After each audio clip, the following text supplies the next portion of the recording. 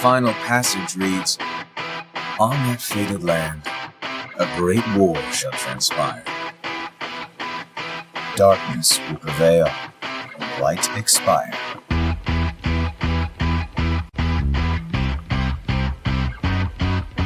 This world is full of light. It's a world comprised of many smaller worlds, all connected, stretching as far as the eye can see. One great light protects us all. All worlds share one light, one fate." I take it you're talking about Kingdom Hearts. Yep. In ancient times, people believed that light was a gift from an unseen land. By the name of Kingdom Hearts. But Kingdom Hearts was safeguarded by its counterpart, the Keyblade. Warriors vied for that precious light, thus beginning the Keyblade War. All of this was decided. You really think you can change the future? All of this was decided. The truth is what you see with your eyes, not what you hear. Sounds like your trip around the world opened your eyes, but you got a little bit more than you anticipated. You must have seen a lot of darkness. So you're saying the weak feel the need to justify their actions to maintain a sense of self. You can't let that slide. I suppose letting false light dictate the future might be a pretty lousy move. So, you can make a change. You have that power. What do you want for the world? You believe the world needs you. Sounds like you already know where you're headed. If you truly possess great power, the darkness can't control you. All of this was decided. You really think you can change the future? All of this was decided. The truth is what you see with your eyes, not what you hear. All of this was decided. Why not just sit back and watch it play out? All of this was decided. May your heart be your guiding key. Who are you really? Some kind of fortune teller? Well, I could lie, tell you that's what I am, when I'm actually a brilliant artist, even a scholar. I could tell you that I dream of world peace, when I'm actually planning for its destruction.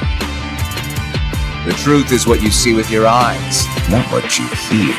All of this was decided. You really think you can change the future? All of this was decided. The truth is what you see with your eyes, not what you hear. All of this was decided. Why not just sit back and watch it play out? All of this was decided. May your heart be your guiding key.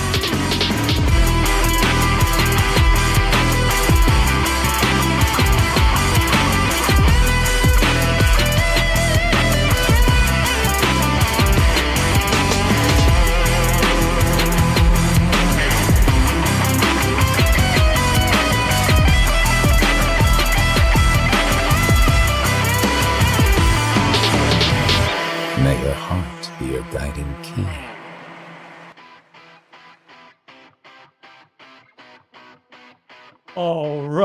All right, ladies and gentlemen, it is good to be back. It is a beautiful day to be a Kingdom Hearts fan, and let me tell you something. We are back, we are in the full swing, and it looks like, and I don't want to jinx it, that there may be more on the way come this weekend. But again, we've got a new trailer to discuss. There was a TV show that was announced, and let me tell you something, my theory brain has been spinning all night, all morning. I've got my notes, I'm ready to go.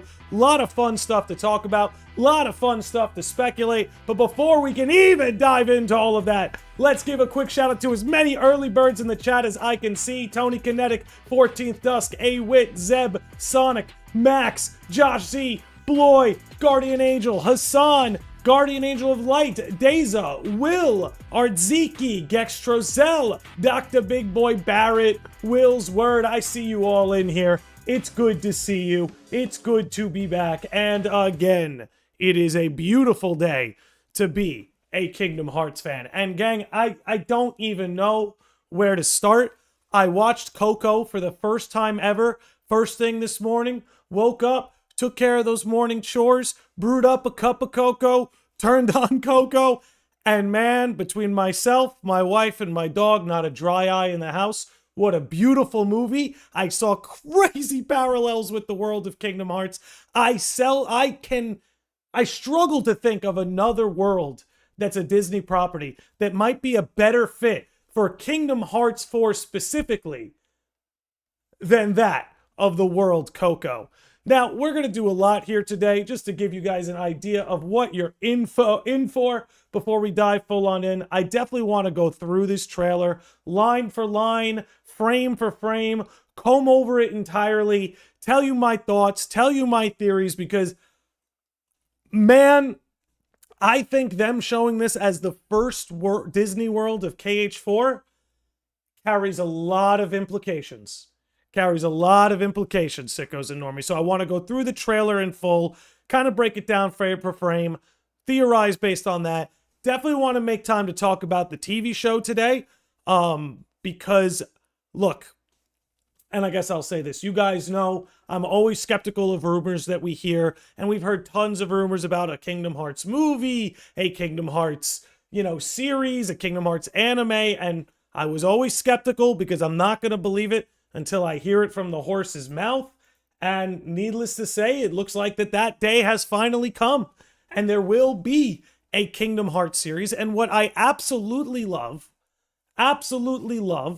their decision making here, not to make this a recap.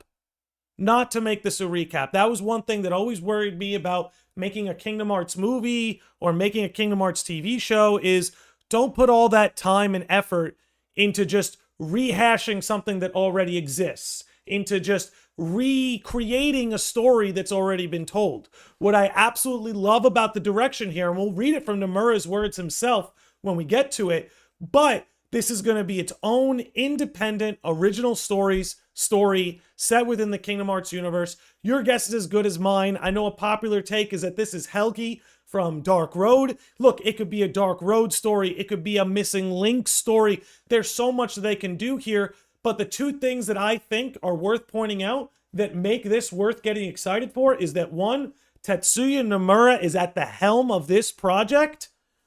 Thank God for that. And two, that we're getting an original story and not some kind of retelling that can help people catch up with the series. That's not going to work. We're already so far into the series. If people want to be here, they'll be here. If people want to catch up, they'll catch up. If you're going to make a TV show, an anime, make it something fresh, make it something new. Could not be happier with their decision to do so. And ladies and gentlemen, to get our party started here, we have already got our first super chat coming from our man A-Wit, who says, I've been a long-time supporter of the channel and finally have the time to tune in live for the first time. Keep doing what you do, boss. Well, let me tell you something, A-Wit. Encouraging words from sickos and normies like you make it all worth it. And just know that your support is always appreciated, but never expected. So thank you very much, my friend. Now, like I said, we're going to go into the specifics of the TV show, ideas that we have, even want to look at the Nomura interview where he shined a little bit of light on that. We will certainly make time for that today, but something cool I also wanted to show you guys, a little something worth showing you, something worth getting hyped about. So everyone knows we got a release window, late 2027. They've already got a Kingdom Hearts 4 page up on Steam. They're already putting it up on all the other storefronts, whether it be PlayStation, Nintendo, Xbox, Steam, Epic Game Store. Things are happening, sickos and normies. Things are happening, and it's good to see. It's good to see. They really are trying to nail that 2027 release date. Okay. Let's pull up the trailer. It's time for us to talk about the trailer. If you guys don't mind, when Miguel starts singing, I'm going to mute the trailer because I've been seeing a lot of people are getting hit with a copyright strike. So I don't want that to shut our stream down. So when Miguel's singing, I'm going to keep it on mute, but we'll otherwise be able to take in the trailer at its fullest. So let's go through this because I don't think one breath was wasted. There's so much to unpack here with the world of Coco that I'm almost wondering if maybe we ought to just do a quick. Here, let me pull this up. Maybe we ought to actually just do a quick little recap because maybe you guys haven't seen the movie in a long time, or maybe you haven't seen the movie yet. And this is why I took my notes. There are an absurd, and I use that word purposefully and not in a hyperbolic way. It is absurd the amount of overlap between Coco and not just the themes of Kingdom Hearts, but where Kingdom Hearts is in its narrative at this moment. So, with a little swig of some tea out of the Naruto mug, gotta love it, we will begin breaking this one down.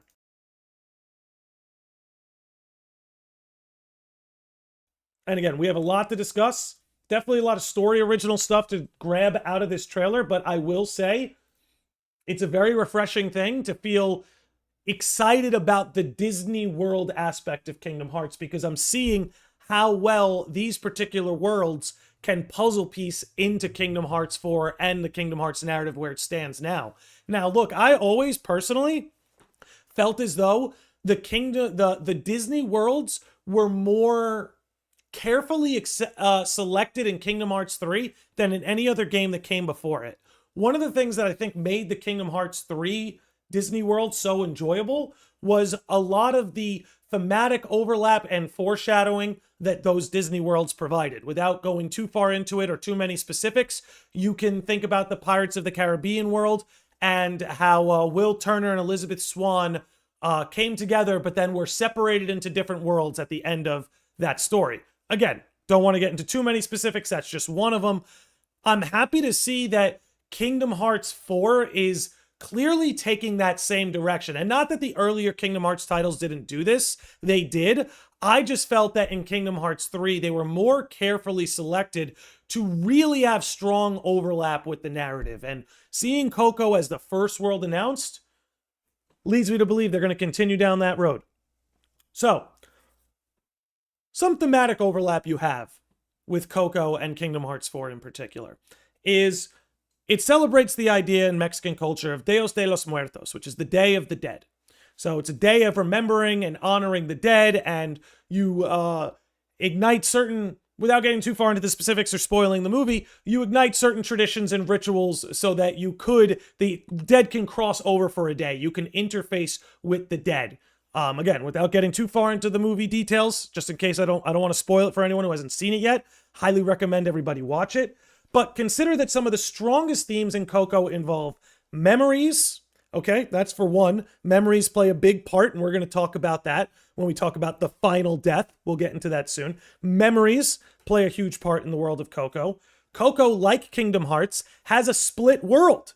Just like in Kingdom Hearts now, we have a split world. We have the Kingdom Hearts world, and we have Unreality, conceptualized by the notion of death. The world of Coco is very similar. There's the world of the living, the land of the living, and the land of the dead, which is where this character Hector is from. This is where your spirit seems to go when you die. So you have that overlap of a split world, a world of living, a world of dead. Another thing, and I'm not seeing enough people talk about this particular thematic overlap with Coco. Another thing worth mentioning is bloodlines. Heritage plays a huge part.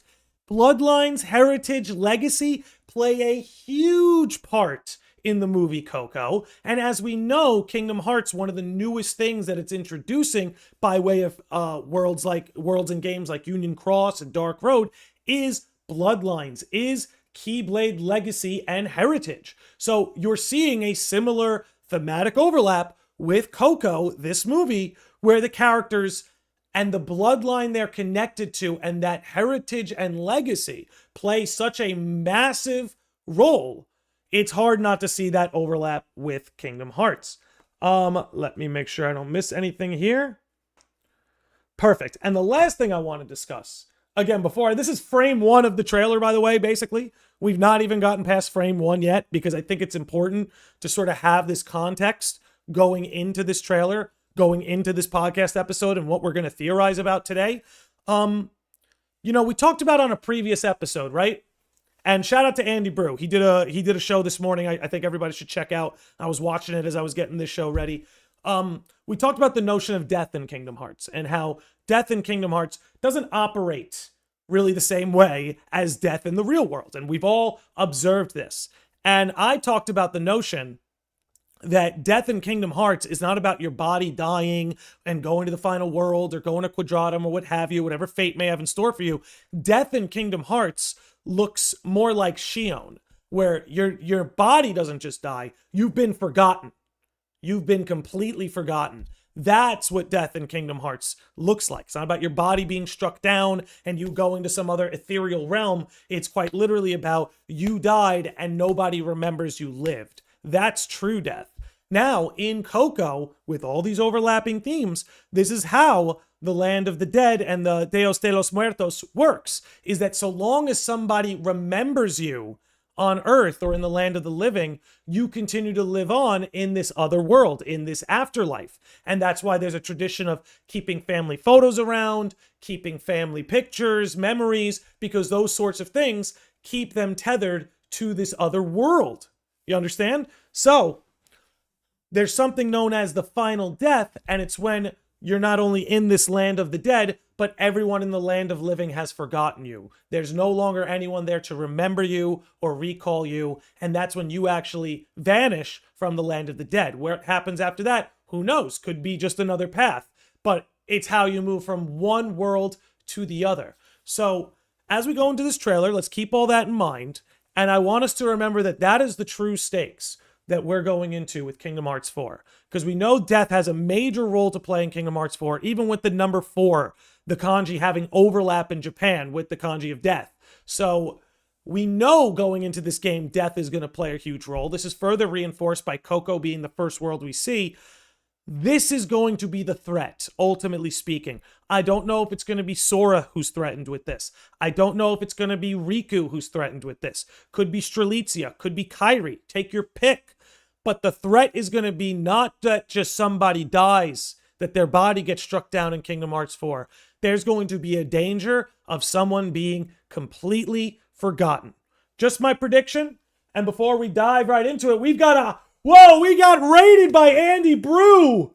Party of 17 over on Twitch. We just talked about you, bro. It's good to see you. I hope your episode went well. And we've got a $5 super chat from Treehouse. My man says the king has returned. Welcome back, homie. Do you think we'll have mainly Disney worlds that have extra strong narratives around death? Well, we're definitely talking about all of that today. But let me tell you something. Since y'all have been so good, we're going to keep this party going on my end, all right? We're going to throw out some gifted memberships to all you in the chat because it's a god beautiful day to be a Kingdom Hearts fan. So we're gonna spread the wealth, spread the love. You guys are showing the support. I'm gonna throw out some support. So there you go, ladies and gents. Thank you very much. Now let's keep this party going. What do you say? We've got another super chat from Jaw of 20s who says, I feel that Epic Mickey Wasteland and its cast could fit into this game. Hoping Inside Out is next too, so Sora can get perspective on himself. We're gonna talk about what Disney worlds I think are next. But man, oh man, you guys are great. I appreciate the support. Let's get past frame 1 of this trailer. It's been 20 minutes. Okay, we're here for the long haul, by the way. It's going to be a long episode, so buckle up. We haven't even gotten past frame 1, because my loudmouth yapping ass needs to give everybody context. But hey, that's what you guys are here for, right? If you didn't like hearing me yap, you wouldn't be here. And shout out to the 157 of you over on YouTube watching, the 23 of you over on Twitch watching. Thank you so much, Victoa for the follow, and the 2 of you on Kick watching. It's a beautiful day. All right, let's do this. Oh, a Narnia world would make my day, but let's keep our expectations in check, shall we? Let's get into it. Now, again, guys, I'm gonna mute when Miguel is singing, just so we don't get struck down by the evil copyright system. Oh, we got another super chat, ladies and gentlemen. Another super chat from Instant Messenger Sama. says it would be so cool if Donald would get a Captain America shield and Goofy Thor's hammer. I feel like Goofy would have the Captain America shield and Donald would use a wand that's more like Thor's hammer. But I see your point. I see your point. Okay. Okay. Let's take a little swig here. Let's take a little swig here, and we're gonna get past frame 1. We're gonna get past frame 1. I promise. I promise.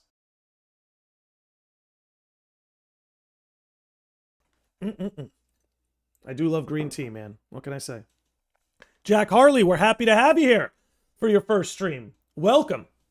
The more, the merrier, we always say. All right, gang, let's get into it. Let's get into it. We ready? Let's go. Pull it back. We got it on loop. Yes, we do. Let it rock. Huh? Wait, what happened? He's been forgotten. When there's no one left in the living world who remembers you, you disappear from this world. So let's just stop right there. That's the first order of business. The first order of business. First part of this trailer. Mind you, the first part of a trailer debuting at a Disney event, focusing directly on death, directly on a specific death mechanic, orbiting memories. Ladies and gentlemen, we have never been so back. Shout out to Tony Kinetic, who said, would be funny if they drop a random trailer while you're doing this stream, because that's the kind of motion KH presents. Well, look, guys, a good time to say it. Since we're doing this live stream right now, I'm not going to live stream the event tonight. I originally was, but since we got this trailer, I'm not going to do the event. But if something like a trailer drops from the event, boom, we're going live. So I'll be in the on-deck circle, ready for my at-bat, but we got to wait for our pitch to come in.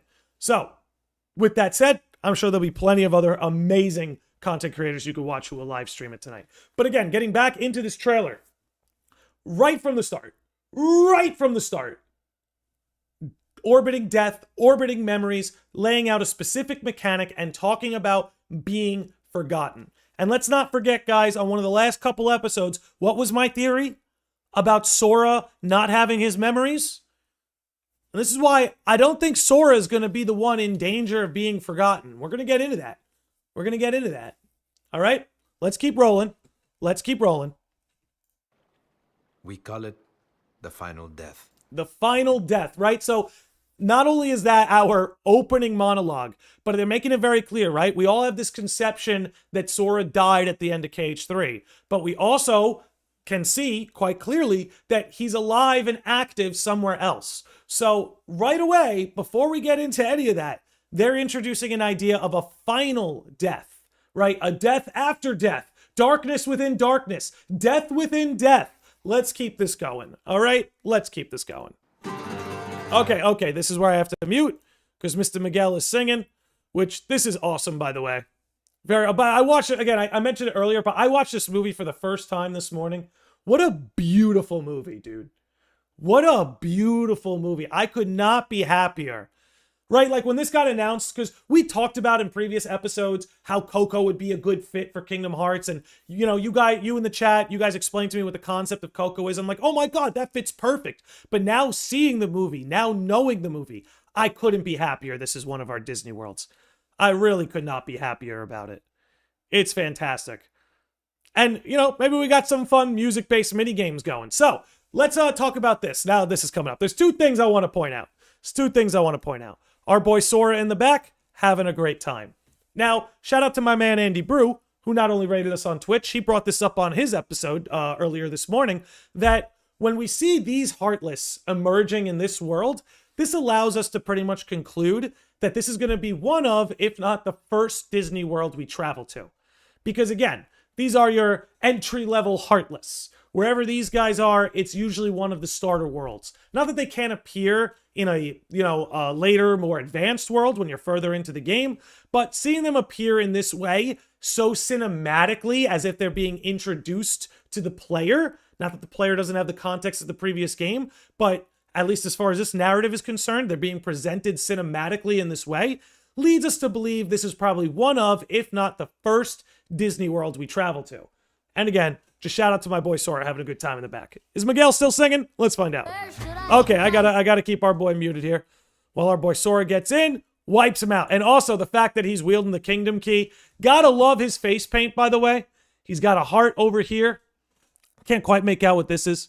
But you gotta love seeing the heart there. Love seeing him with the mask on.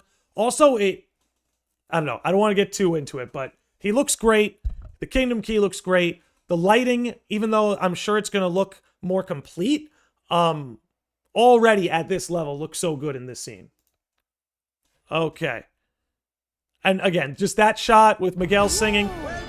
And this shot is straight out of the movie too. Like this shot is straight out of the movie. Which, and again, it's a beautiful looking world, which is important too. I think, you know, focusing solely on aesthetics can be shallow, but you know, as something looking beautiful is a wonderful thing. And it's great when Disney World can look like this. It makes me immediately think of the Kingdom of Corona, you know, the Tangled World in KH4 when you see the lantern lighting scene and they're all in the sky. Like, there's just something about seeing sights like that that have a way of, like, not moving you, but, like, making you feel a little something. So, let's keep it rolling. To the Plaza de la Cruz. So here we go. I love this. I love this. Can we talk about this? No. There's more to that than meets the eye. There's a lot more to that than meets the eye. Okay? Let's keep that right where it is, okay? Let's talk about the Kingdom Hearts moon-sized elephant in the room for a minute. One of the most exciting things I heard Nomura ever say was that they are mixing up the Kingdom Hearts formula. And it's not that the Kingdom Hearts formula didn't work and it wasn't something worth repeating for 20 years, but it is time for some things to get shaken up. What we're looking at right here, ladies and gentlemen, is that we're going to get the Disney World's Keyblade before we complete the world. That we might actually get the Disney World themed Keyblade as we start the world. You know what I'm saying? And I think that's going to make all these Disney-specific Keyblades more fun to wield because you'll actually get to wield them within the whole world. Because, correct me if I'm wrong, guys, more often than not, you get the Disney-themed Keyblade after your first run of the Disney World. Now, KH2 lets you go back to those worlds, right? There's revisits, and you could, of course, wield the Keyblade then. But you guys correct me if I'm wrong. This is new, as far as I'm concerned, that we're going to get these Keyblades and be able to use them within the worlds that they're relevant in. So, right there, if we read between the lines, which, by the way, as a guitarist, having a guitar-themed Keyblade is a dream come true. Dream come true. Maybe we can get Sora to play a little Enrique Iglesias for us. This is exciting. You're already starting to see the formula get mixed up. Which would be perfect if Star Wars is in KH4, which it will be, because if I'm going to fight Darth Vader, I want to use a lightsaber Keyblade. Guys, what if I told you that I have evidence in this trailer? Not evidence. I have, what's the word I want to use? Not evidence. What if I told you that this trailer gives me reason to believe that Riku might be the one going to the Star Wars world? Hang tight with me real quick. Hang tight. I forgot to turn the light on. So just hang tight. Let me just turn this light on real quick. There we go. Okay. But yeah, I think if anything, Riku is probably the guy going to the Star Wars world. But we'll talk more about that later. Again, we read between the lines. There's more to this than meets the eye. If I were to really, really try to put my Kingdom Hearts thinking cap on, I'd be looking at all these orange flowers and be thinking of Strelitzia too. Oh my god! Okay, here we go. It's begun. It's begun. I now place Strelitzia as my #1 candidate to die in Kingdom Hearts 4. Call me crazy. The orange flowers, Deus de los Muertos, Land of the Dead, Land of the Living, the final death. First Disney World we're seeing, orange flowers everywhere, which of course is relevant to the plot of... Oh my god. Oh my god. Wait. Okay, hold on. I need to look something up already. We're already at this part of the episode where I need to look something up. It's begun. 1 second.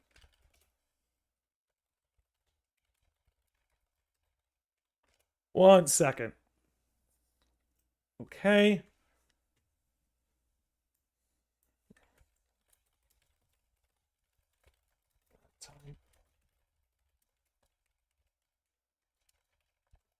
I'm checking something real quick. Okay.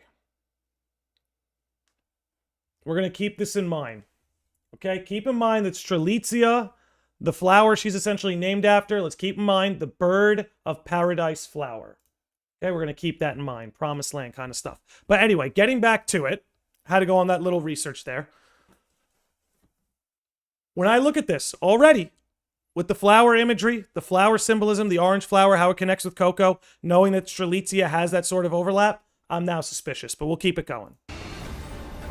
Okay, this is this is what I mean where every second is something. We are key blade surfing, ladies and gentlemen. We are full-blown key blade surfing. And this is I keep wanting to play this moment over and over if you don't mind. I'm going to be a little annoying about it because this is something that I talked about that I think what KH4 really needs to lean into is incorporating platforming into the boss battles better. They did a great job in KH3 adding depth to the platforming, right? The platforming in KH3 was such a, in my opinion, lovely return to form to the kind of balance KH1 had between combat and platforming, whereas KH2 was all just combat. And hey, listen, whatever you like, you like. It's why some people, KH2 will probably always be their favorite, because they want that hallway of combat. KH3 reintroduced platforming and even gave us vertical scales for the platforming with things like air step. And I felt as though while the platforming was good, it left room for a lot of improvement. But that one thing they could do is start incorporating platforming into the boss battles. The first KH trailer showed us a little snippet of that, but I was so excited to see yet another snippet of that right here in this part of the trailer. Like, look how smooth that looks, right? Now we got ourselves another super chat, ladies and gentlemen. Let's give him a shout out. We got it from the Guardian Angel of Light, who says the symbols under Sora's eyes are a heart and a kingdom crown. There it is. There it is. Thank you for that. Well, yeah, we were able to see the heart. The crown was a little tricky for me. We've got a $10 super chat. Let's see here from our man Josh, who says, let's get this up there. The quote associated with Freya from FF9, to be forgotten is worse than death. I wonder if Sora loses his memories the longer he stays in Quadratum. I can't think of any other reason he would pass out. Oh, Josh, by the way, thank you for that $10 super chat. Much love, my friend. We're going to get into that, man. Don't worry. That's going to be at the tail end of this trailer. I think we're about halfway through. A little bit more, like 60%. Yeah, don't worry. I've got my theories about why Sora passed out, what the passing out is about, and what it could lead to. Another swig for that. Swig for Josh Z and Guardian Angel of Light. Thank you for the support. Seriously, guys. I do really appreciate it. Okay. Let's keep this party going. What do you say? All right. Let's, okay, perfect. Actually, this is a good happy accident. Let me pull this up over here. Take note, guys. Take note. I'll put the background on so it looks a little smoother. Take note. No Donald and Goofy in the party. As we suspected, Sora's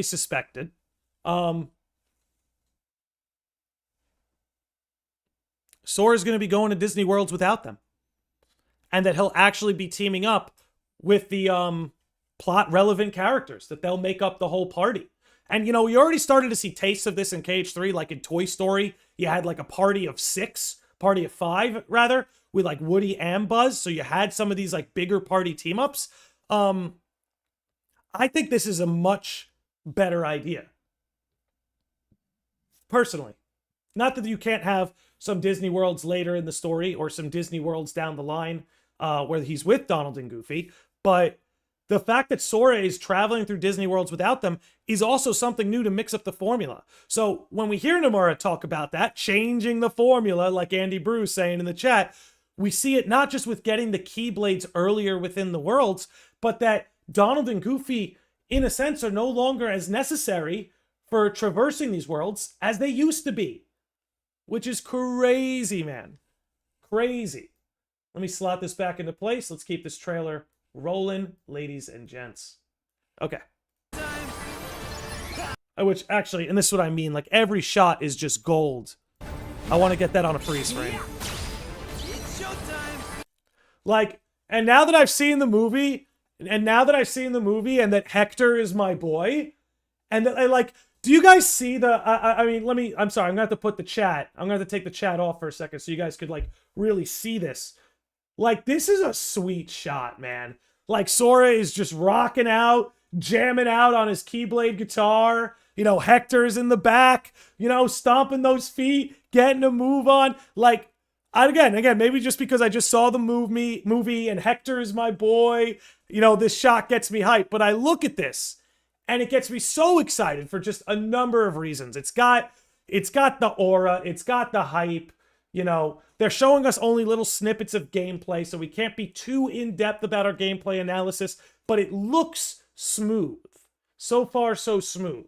Especially smoother than the first trailer we saw, right? The platforming stuff and the sort of gameplay they showed in the first trailer did look a little bit stiff. Everything they've shown since then seems a lot more fluent. But this is just awesome. And again, guys, you got to read between the lines. This looks like a team-up gauge. If we look over here, we've got ourselves a team-up gauge, which is awesome. That now team-up attacks will essentially maybe work in that regard, and they don't have to get as, because that was one of the things with KH3. Now, I'm a KH3 supremacist or a KH3 apologist, depending how you look at it.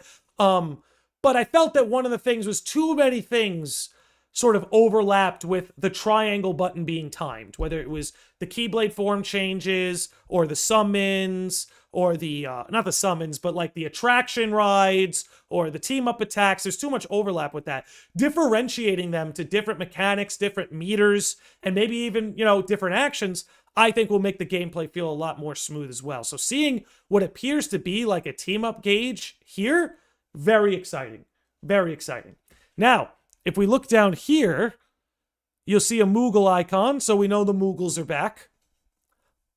What a concept, right? A little bit of Disney, a little bit of Final Fantasy. Let's keep it rolling, okay? Let me get you guys back on the screen, and then let's keep it rolling.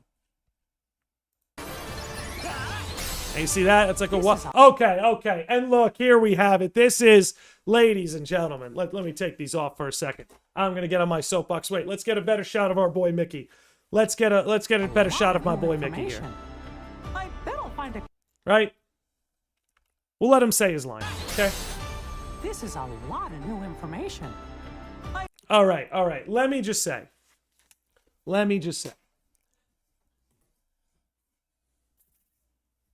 And let me take a swig before I go on this tangent.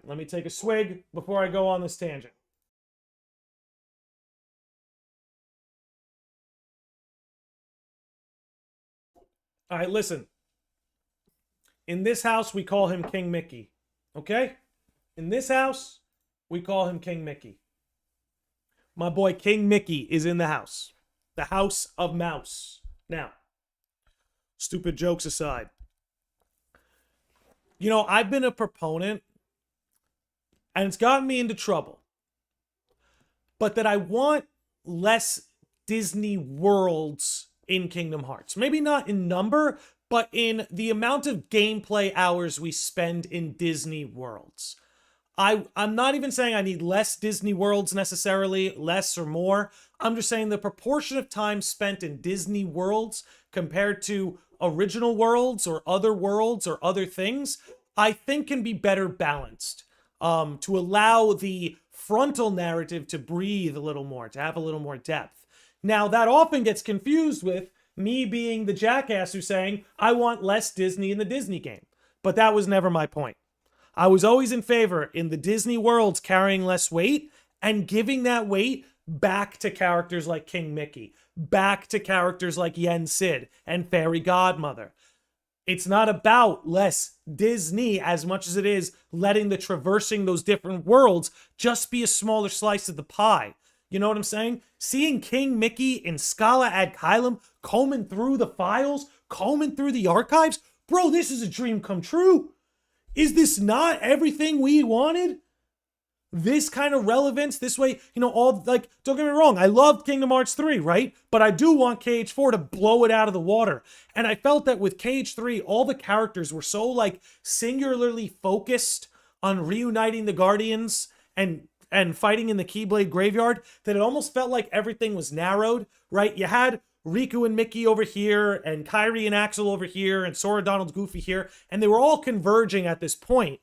But what I like so much more about what's going on with the plot in KH4 is everyone, no pun intended, is in their own little world, doing their own little thing that's going to play its part in the plot, in the sense that you have Sora, who's in Quadratum, Riku, who's seemingly in a dream Quadratum. You've got Mickey, King Mickey in Scala ad Caelum going through the archives. You've got Aqua and Kairi training to make Kairi a Keyblade Master. You have all these rotating parts that in a sense are focusing on different goals. The idea is to bring Sora home, right?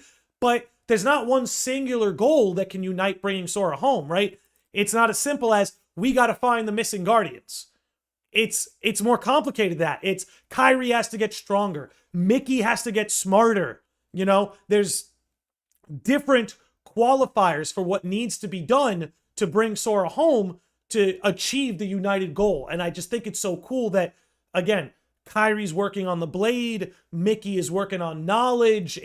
There's, again, so many moving parts. Then you have Ventus, who's going to try and restore his memories. Marluxia's going to try and rescue his sister. There, again, all these moving parts everyone has their own motivations, their own motives, their own thing that they're striving towards, right? For Kairi, right? And this is why I think Kairi is one of the characters to watch, man. I know a lot of people think I'm crazy, but they called me crazy when I said this about Xehanort too. Okay, so Kairi's just next in line, all right? What's interesting about Kairi is that it's not just about bringing Sora home to her. It's about proving herself. It's about becoming strong enough with the Keyblade. You know, KH3 did show that she is a Princess of Heart, and she does have a lot of responsibility as a Princess of Heart and a lot of impact as a Princess of Heart. But that's not all Kairi wants to be. So that's what makes her, to me, one of the ones to watch in KH4, alongside King Mickey, who, again, is in the nexus from which all worlds spring. Ladies and gentlemen, with that, we've got another super chat from Reborn TK. My man says Oswald's world would be another great world because it was nearly forgotten until Mickey came to the world in Epic Mickey 2. You see, I would love that notion. We've talked about Oswald and Unreality and Quadratum. I hope it happens. I think they did announce like an Oswald game or an Oswald show or movie. Something Oswald related did drop. And now, a shout out to Suko Bars, a 42-month member. 3.5 years. Almost as long as the KH trailer drought, my man. Good to see ya. Thanks for dropping in. Alrighty. Let's let's get back to it. Alright, so King Mickey's here, going after some knowledge, some ancient knowledge, so that we can try and bring Sora home. Always invest in the Kairi stocks. I'm telling you guys, I was early on the Xehanort stock. Okay, I was early on the Xehanort stock. I'm telling you, I'm early on the Kairi stock. You watch. You watch. They don't find a clue to saving Sora now. And let's just take that sentence at full. A lot of new information. I bet I'll find a clue to saving Sora now. Okay, so it's not going to go nowhere, right? This is something worth thinking about as we go through the trailer and theorize and think up some new ideas. What could Mickey possibly learn from Scala's history that could give him a clue to helping Sora? And I think we've talked about it before. I think a lot of you know where that one might be going. Suko Bars gifting 5 super chats, my man. Thank you so much. Give it up for Suko Bars, everybody. We appreciate that. Thank you, brother. Thank you, thank you, thank you. When folks disappear above, is this where they always end up? But Sora isn't here. Okay, so those two lines aren't connected. They're cutting something out in the middle there. It seems very obvious. Goofy and Donald are in the underworld. They bump into Hades. We all figured this part out, right? This part was pretty obvious to decode. So let it keep rolling. Just a sec. Above, is this where they always end up? But Sora isn't here. Okay, and here's our boy Vali, who looking a little contentious. Like, this is a very odd. I actually kind of love this. This is a very odd looking shot. Sora looks confused. Vali looks contentious. Strelitzia seems clueless, which I love. Gotta love the fit, dude, honestly. So I just find that very funny that all three of these characters are like in their own world. This is how Mickey learns about the astral plane, perhaps. Lauro Bluebell, I would say that is a very, very safe bet. But I want to talk about this. Okay, so again, Strelitzia over here. Vali's here looking a little contentious with Sora. Sora's focusing on something else. So he sees Donald and Goofy. Now, what do I think of Sora being in Fortnite? I think that's a safe bet. I'll say that. I think that's a safe bet. I don't know if it's going to get me to play Fortnite. You know what I mean? But I'm happy. I'm happy for y'all. I'm happy for y'all. Let's take a look at this. So, Force ghosts. Not literally, but they look a lot like Force ghosts. Seems like a wink and a nod towards the Star Wars world, maybe getting revealed soon. But I want to point something out. And let me finish my tea. I'm going to need all the caffeine I can get for this. All right?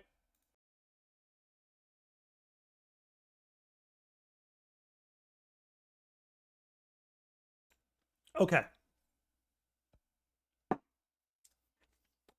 Force Ghost overlap aside, Sora sees Donald and Goofy. What's his reaction?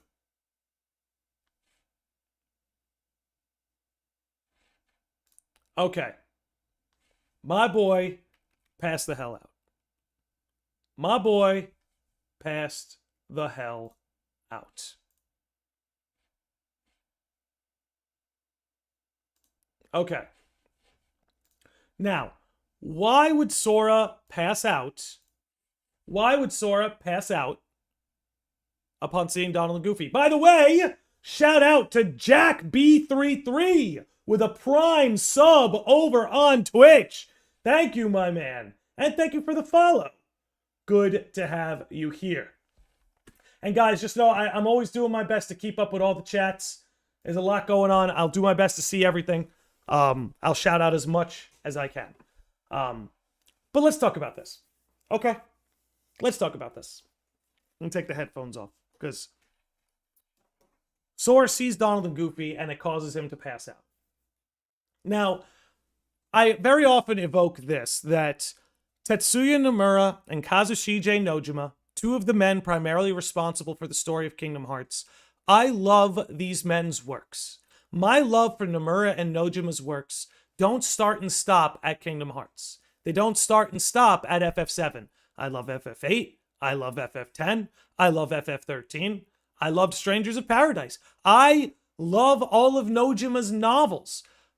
I love the stories these guys write. And one of the advantages I've had on this show, theorizing about their stories and their works, is I see a lot of the same themes, a lot of the same tropes getting used over and over.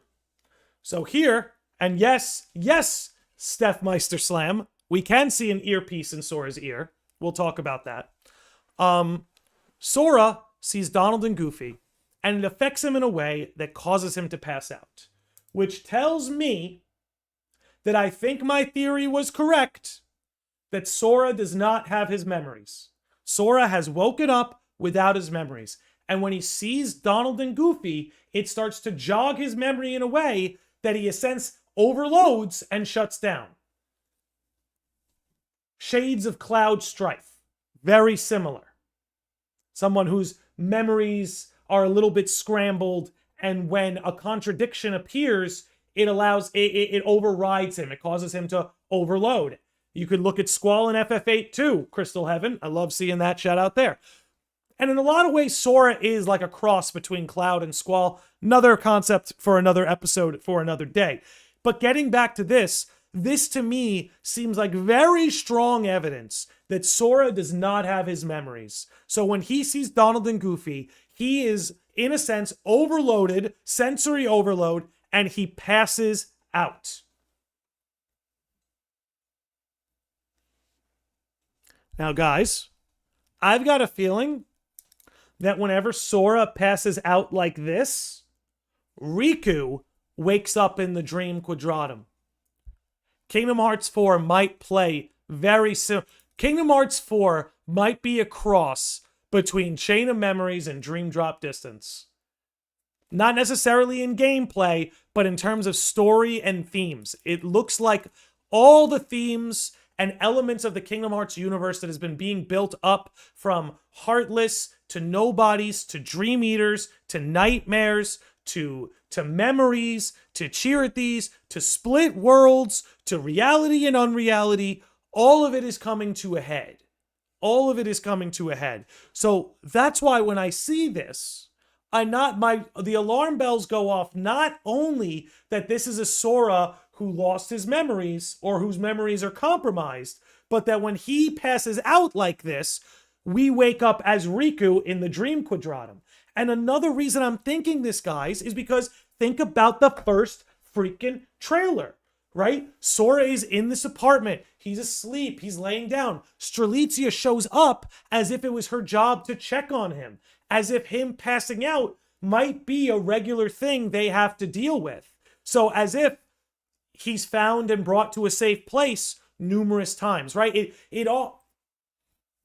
That's all I'm going to say is when we're piecing all this together, that's how I'm starting to see this play out. And I do also want to say a lot of love to Square Enix. For really, we are now 3 trailers in and they've really not spoiled much. They've really not spoiled much. And a lot of what they're showing us is isolated to this one Quadratum scenario in the beginning.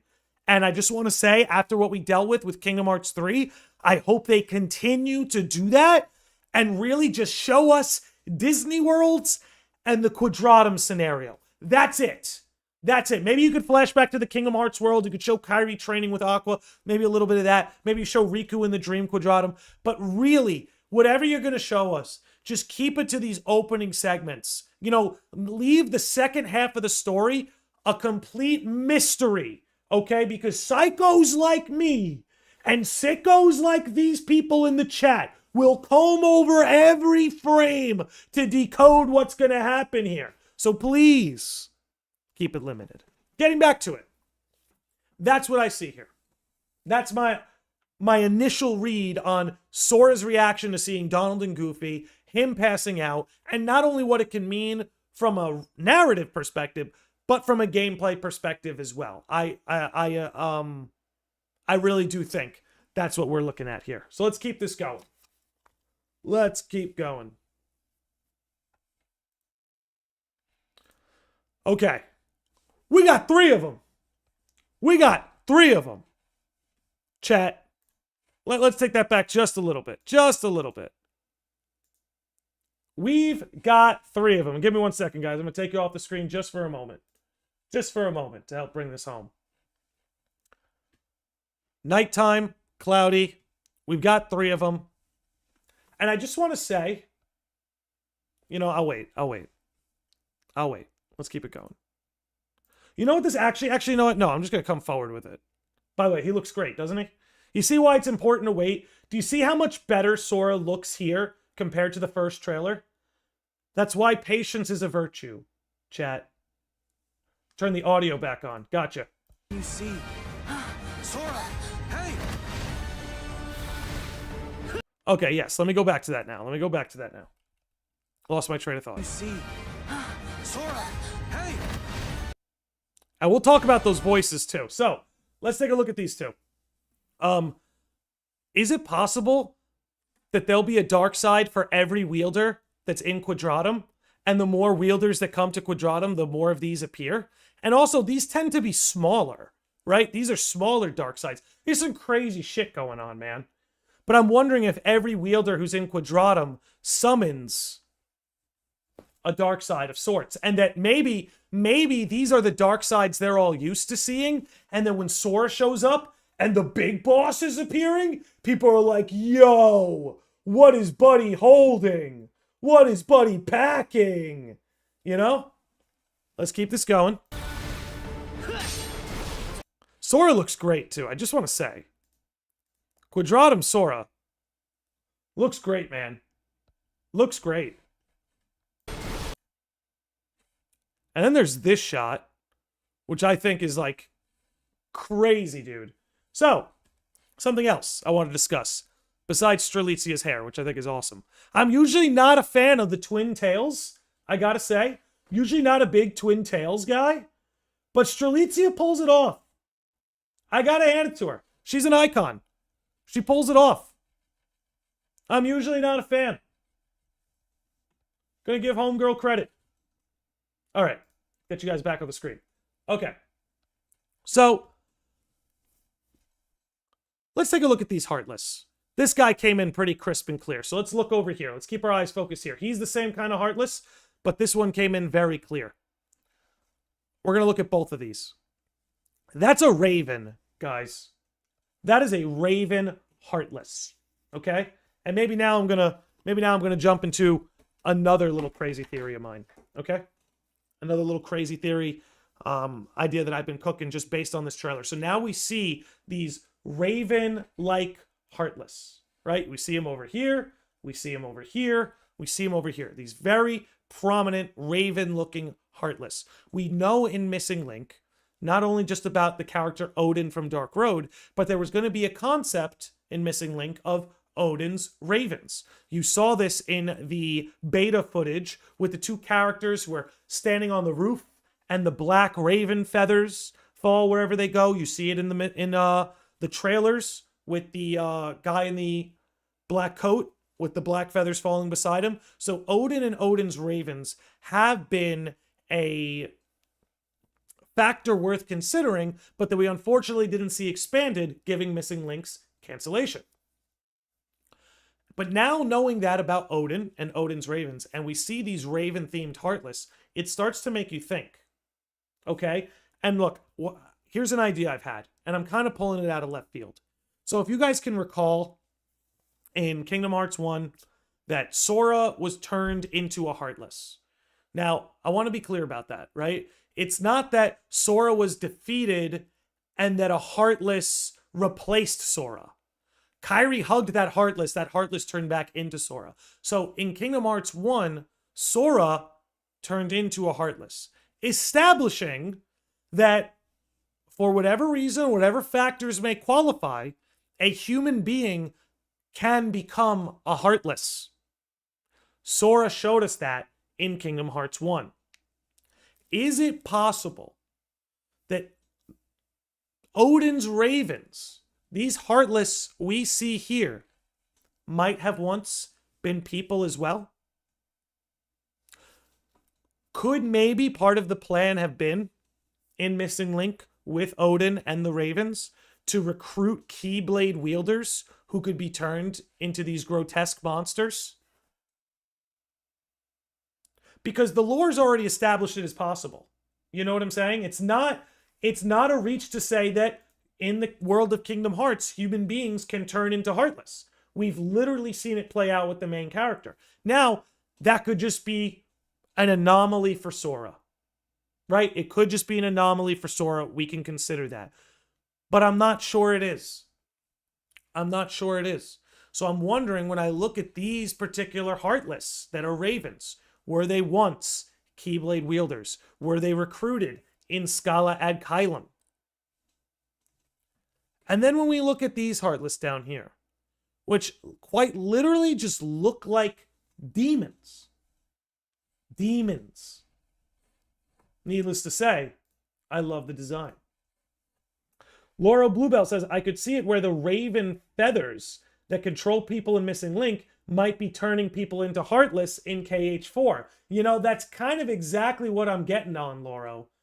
That's exactly what I'm getting on when I'm talking about Odin's Ravens, the black feathers, and what they were doing, right? Were they spying on Player? Was Player a candidate to become a Raven?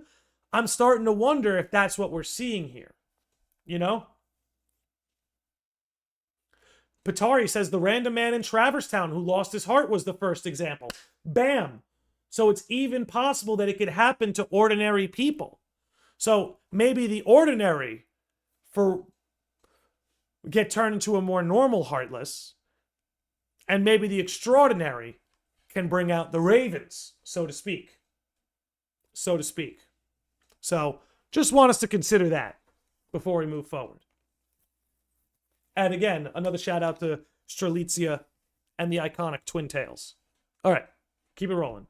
Look at this. Hold on. Look at the screen at the top right is a new broadcast of light shining from the tower where you fight. Hold on. I see nothing, dog. Kind of looks like at the screen at the top right is a new broadcast of light. I think that's just here. Maybe that was throwing you off. These ravens are on the KH4 box art. Really?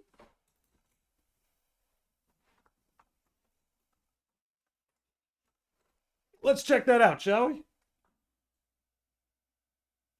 I'll put it this way so you guys can see. Where are the ravens?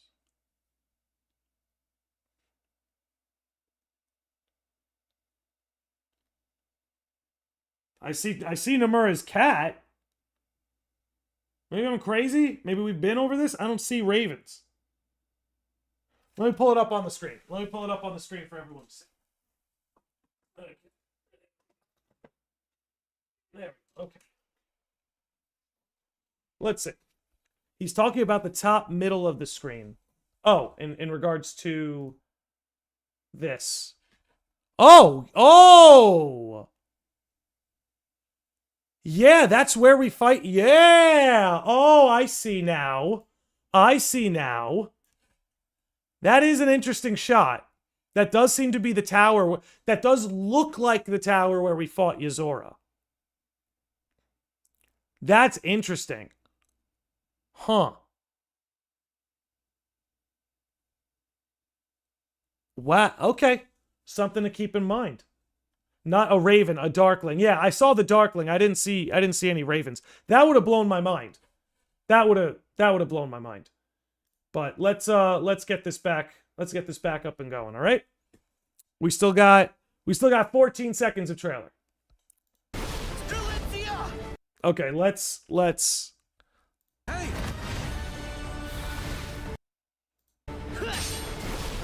like, that is a wild shot. And there's a better shot of the television, too, that we could see.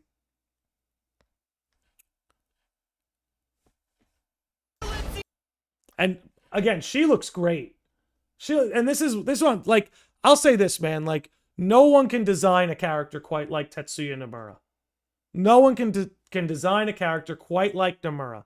There's just something about Strelitzia that we have barely seen her 3D render on screen. We've maybe seen a total of 30 seconds of Strelitzia on screen. And I already, for some reason, feel like she's great. She has what the kids today refer to as aura.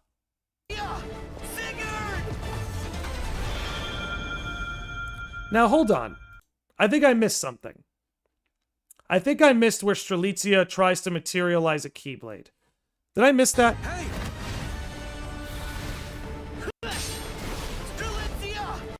Is it that early into the shot? Let's slow it down. Right? Let's slow it down. Right?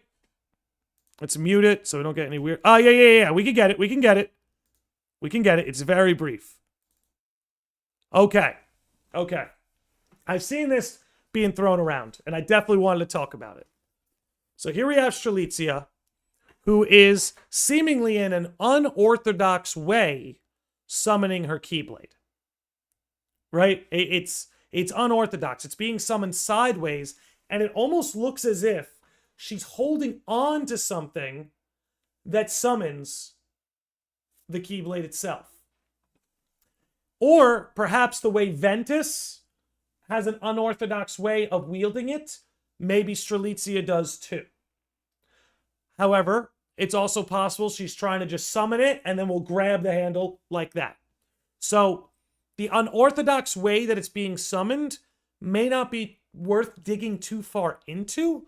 Let me see if we can get a better shot of the blade. Okay, it's a little bit closer, right? But when I look here, it looks as if she's holding something that helps to summon this. Bow and arrow keyblade, it could be. And I have seen, and I'll bring it up for good measure, I have seen some comparisons to Envy's keyblade. I'm going to pull it up.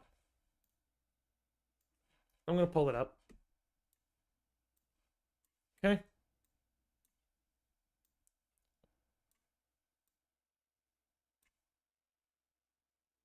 There we go. Okay.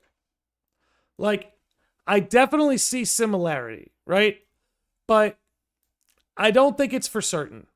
I think the hue is doing a lot of the work. I think this blue translucent summoning hue is doing a lot of the work when people are like, is that Envy's Keyblade? Because I'll say this, man. Nobody's going to wield Envy's Keyblade other than Envy. You know what I mean? It doesn't make... And maybe I'm wrong. Maybe someone in chat can correct me. I don't see any good narrative reason that Strelitzia would have Envy's Keyblade. I think, like, Nona Me Unchained says in the chat that it's more likely an upgraded Starlight. A-Wit says he's leaning Starlight. I think that's a much better. Or, who knows, maybe Strelitzia has materialized a new Keyblade of her own. For instance, I saw someone say, what if it's a bow and arrow Keyblade? It could be. You know, she might be ready to, like, pull an arrow back. Who knows? But I think the Envy's Keyblade idea, I just don't see where you can even take that, why it would be necessary, why it would even happen. So I don't know. I do think it's much more likely this is some kind of upgraded Starlight, or Strelitzia has found a way to materialize her own Keyblade. Or maybe this is similar to the way we see Yuzora hijack and wield a Keyblade, where it's blue rather than red, but either way, I don't think it's an Envy's Keyblade. I think it's more likely one of Strelitzia's own or the upgraded Starlight. I think something like that is just more likely.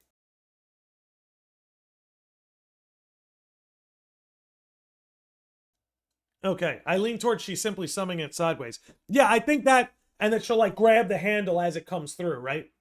You know, I don't think there's too much to dig up in how she's summoning it or why it's fixed and figured that way, you know? But it's interesting to think about, and we're definitely going to talk about Strelitzia today, because I maintain my prediction from earlier. I think she is the most likely character who will die in KH4. I think it's either going to be Strelitzia or Riku. It's either going to be Strelitzia or Riku. I'll save those thoughts for a minute. Keep it going. Oh! Let's get the sound back and everything. But again, the character model looks great. Like, when you compare how she looks here to, like, and you know what? We'll do it again. I'm going to pull her up from the first trailer. Like, there is, like, no comparison, man. Strelitzia jump scare, my bad. But, like, there's just no comparison to me, guys. I know I did this on the last trailer. I compared them to the models from the first trailer and said, hey, look, isn't waiting important? Isn't this why waiting is good? You know? This is uncomparable. You know, it's not even just the lighting. You know? It looks phenomenal comparatively. So, I'll leave it at that. Look, let's put the sound back on. 1 second.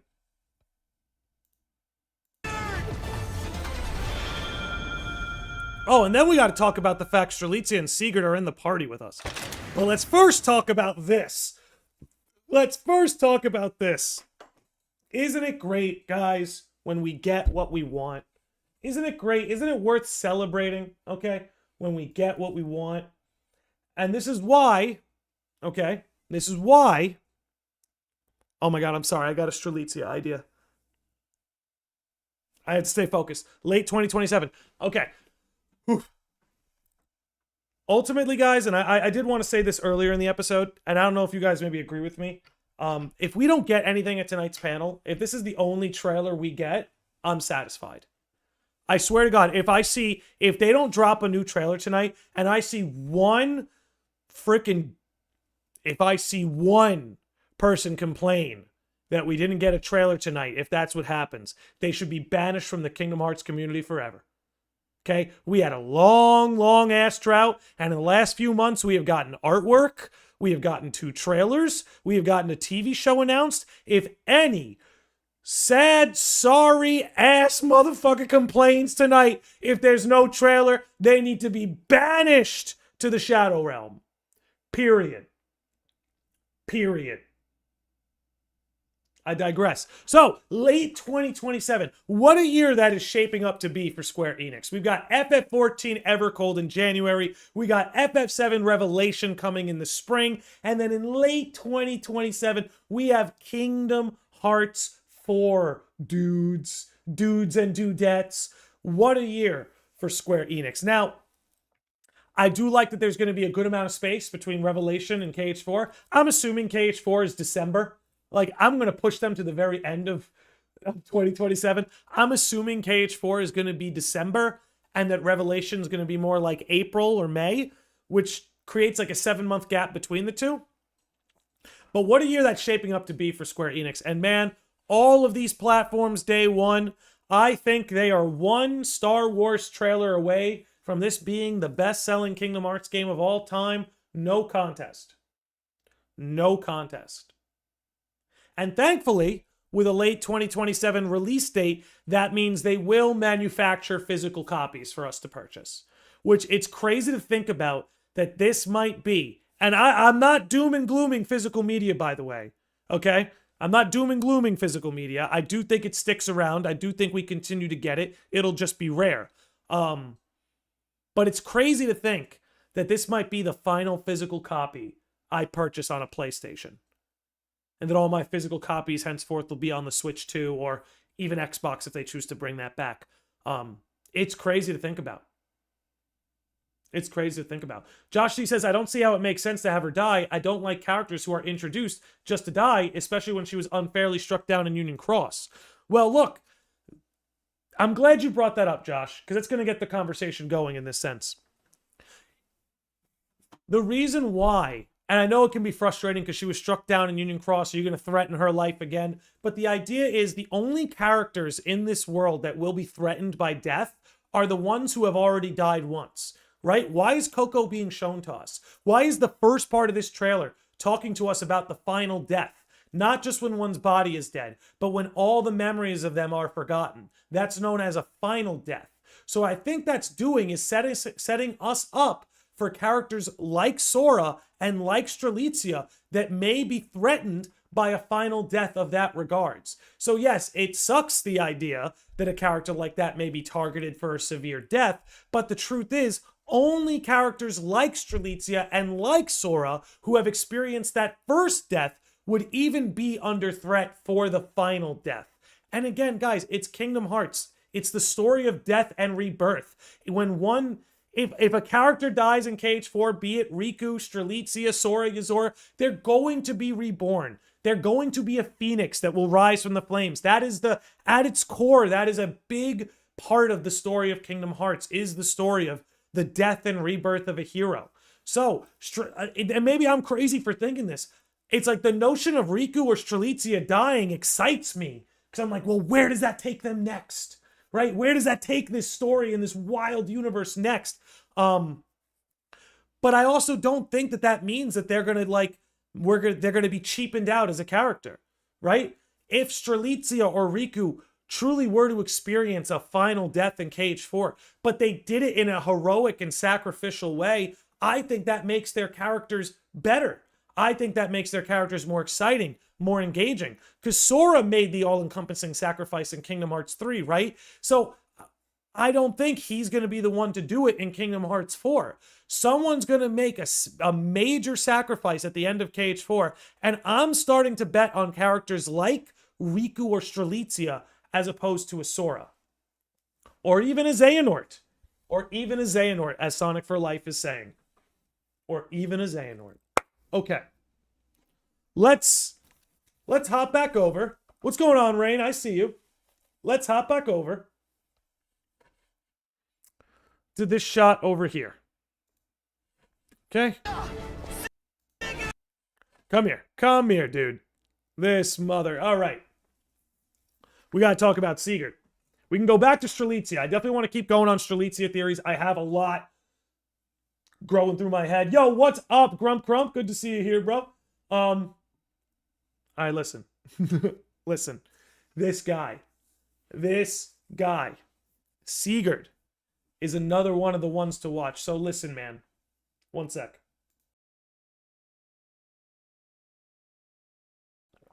Uh-oh. My connection is a little weak. Let me check my router. Is everything all right? Yeah, everything's chill. Everything's chill. All right, let's just hope we hold on.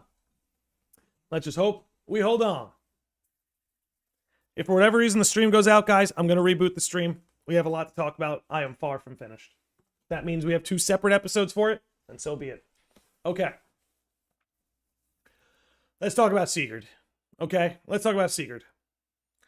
This is a character I think we all expected to have his role in the Lost Masters arc, but it seems like every time we get drip-fed something from KH4, it's amplifying the importance of this character. He was the narrator of the first trailer. He was the standout character design in the second trailer. And we learned here in the third trailer that the guy is a freaking party member. A party member. That is staggering to me. So that tells me that he probably has some prior relationship with Strelitzia. That tells me that he will reveal himself at the beginning of the game to be on our side. So it seems very obvious to us that Sigurd will earn Sora's trust in the beginning of the game. Sort of in a sense where Strelitzia is the Kairi stand-in, Sigurd is now the Riku stand-in, which kind of hints at the fact that he may end up being morally compromised. But him being in the party, man, that... Let me tell you where that takes me. When we first saw Sigurd in Scala ad Caelum, when we saw Brain get transported there at the end of Union Cross, one of my earliest working theories is I said he's working with Ava.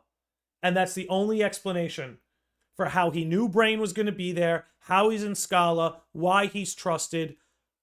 My immediate reaction was, he's working with Ava.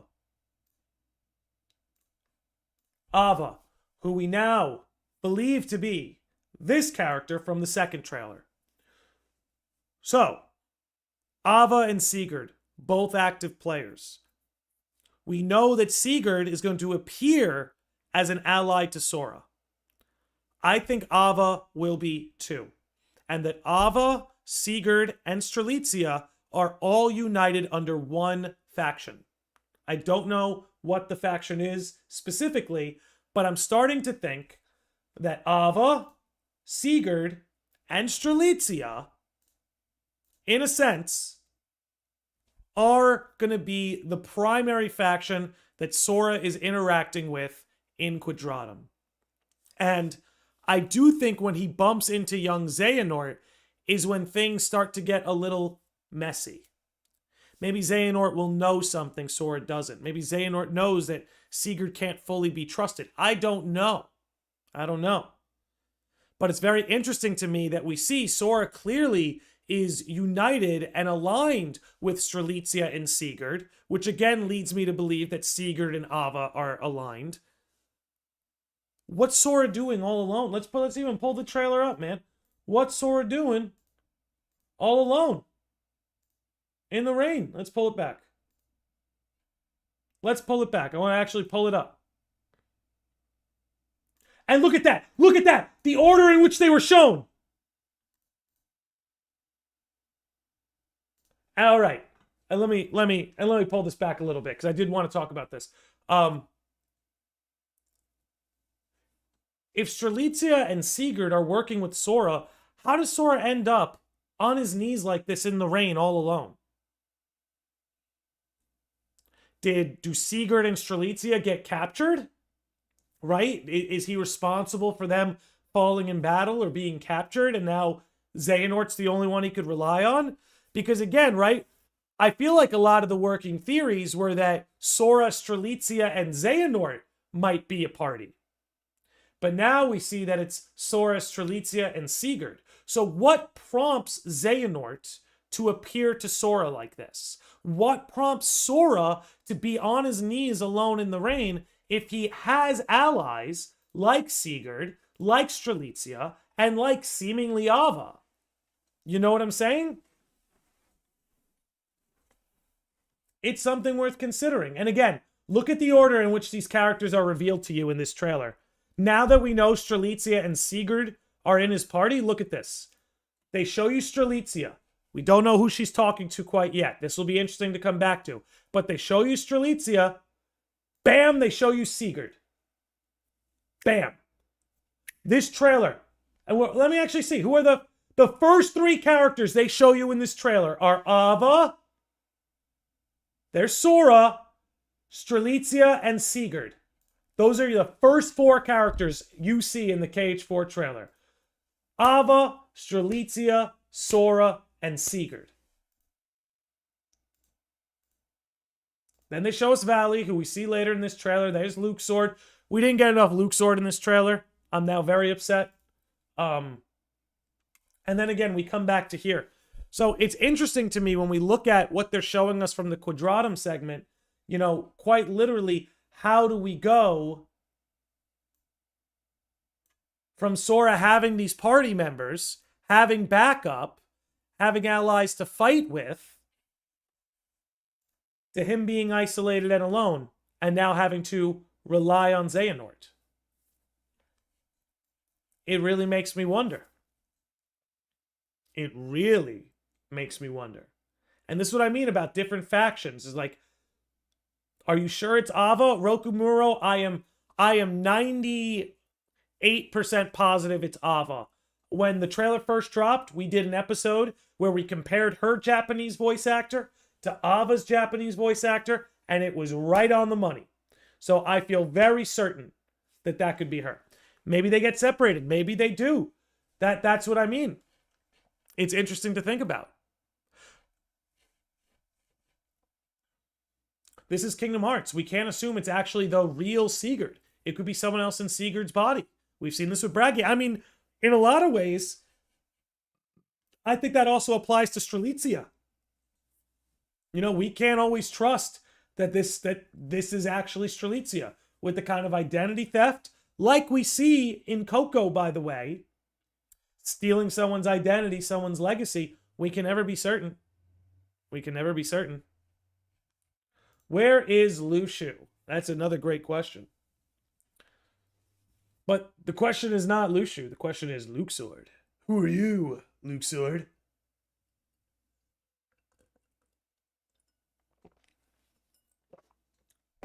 But let's actually talk about... Actually, no. We'll get back to Strelitzia. Let's stay on the whole Sigurd thing. Stay in focus here, ladies and gents. Now, I've seen some attention get drawn to... Let me pause this at the right moment. Perfect. I have seen some attention get drawn to the way he's wielding that sword is similar to how young Xehanort wields a sword. I'm not sure there's anything too much to go there, but still worth pointing out nonetheless. I just think it's very peculiar that he is... he's going to position himself as an ally early in the story. Yet when you hear him speak in the KH4 trailer, I don't even want to say there's something antagonistic about his tone as there is something fatalistic about his tone. You know? Do you think Xigbar will appear in the next KH4 trailer? I don't know, man. That there's so many moving parts. I think we can expect to see Riku in the next trailer. That's what I think. I think we can expect to see Riku in the next trailer. He has Riku's stance. That's right. Riku stands like that too. That's what I mean. Young Xehanort has a stance like that. Riku has a stance like that. I just think it's a stance. I'm not sure there's anything too much behind it. Go back a few seconds in the trailer. Strelitzia is getting attacked by a crow looking Heartless. We talked about that rain. We labeled them Raven Heartless. Because you have Odin's Ravens, which was going to be introduced in Missing Link. And I wondered, I had a little theory earlier, if those Ravens could be former wielders. Vanitas too. Yep, Vanitas wields it like that. That's what I mean. It's just like a common Keyblade stance that I don't want to put too much stock into it. But it's the dark. Yeah, okay, Sonic for Life. Wait. Sonic for Life pointed it out. What do all of those wielders have in common? Young Xehanort, Vanitas, Riku. They all have contended with darkness in one way or another. So I'm wondering if that's going to be a big part of Sigurd here. If he's somebody who has contended with darkness, wielded darkness, and if that's what that stance is meant to represent. Is he's a wielder who, again, is either contending with or has contended with his own darkness in the way that Riku has. That's interesting. That's very interesting. Okay. Let's see. Key Hunter says, that's been my headcanon as well, but just like you said, I wouldn't put too much stock into it. Yeah, I wouldn't put too much stock into it, but I won't lie. That thread of logic that all the darkness wielders, so to speak, are using a stance similar to this is worth pointing out. Laurel says, your stance changes based on what Keyblade you use in Missing Link. What's interesting is that Sigurd is taking the stance of an offensive character. However, his Keyblade is the ranged Keyblade, and player wields the Keyblade down by his side. So his stance does not match his Keyblade, possibly alluding to that he is not all that he seems. Yeah, that's interesting. So for those who may not have been familiar with what they showed you in the beta, is that depending on the class of Keyblade wielder you were, dictated how you wielded your Keyblade. So as Laura was pointing out, Sigurd had a ranged Keyblade in Missing Link. But the way Sigurd is wielding it, he's taking the stance of like a DPS or an offensive-based character. Which leads me to believe, as Laura is saying, is if we had all played Missing Link, this would have tipped us off and we'd be going, oh, he may not be all that he seems. He may not be all that he seems. We may need to keep an eye on this. Nomura told us frame 1 to beware of Sigurd, so he is sus. Yeah, he's one of the guys with his own agenda.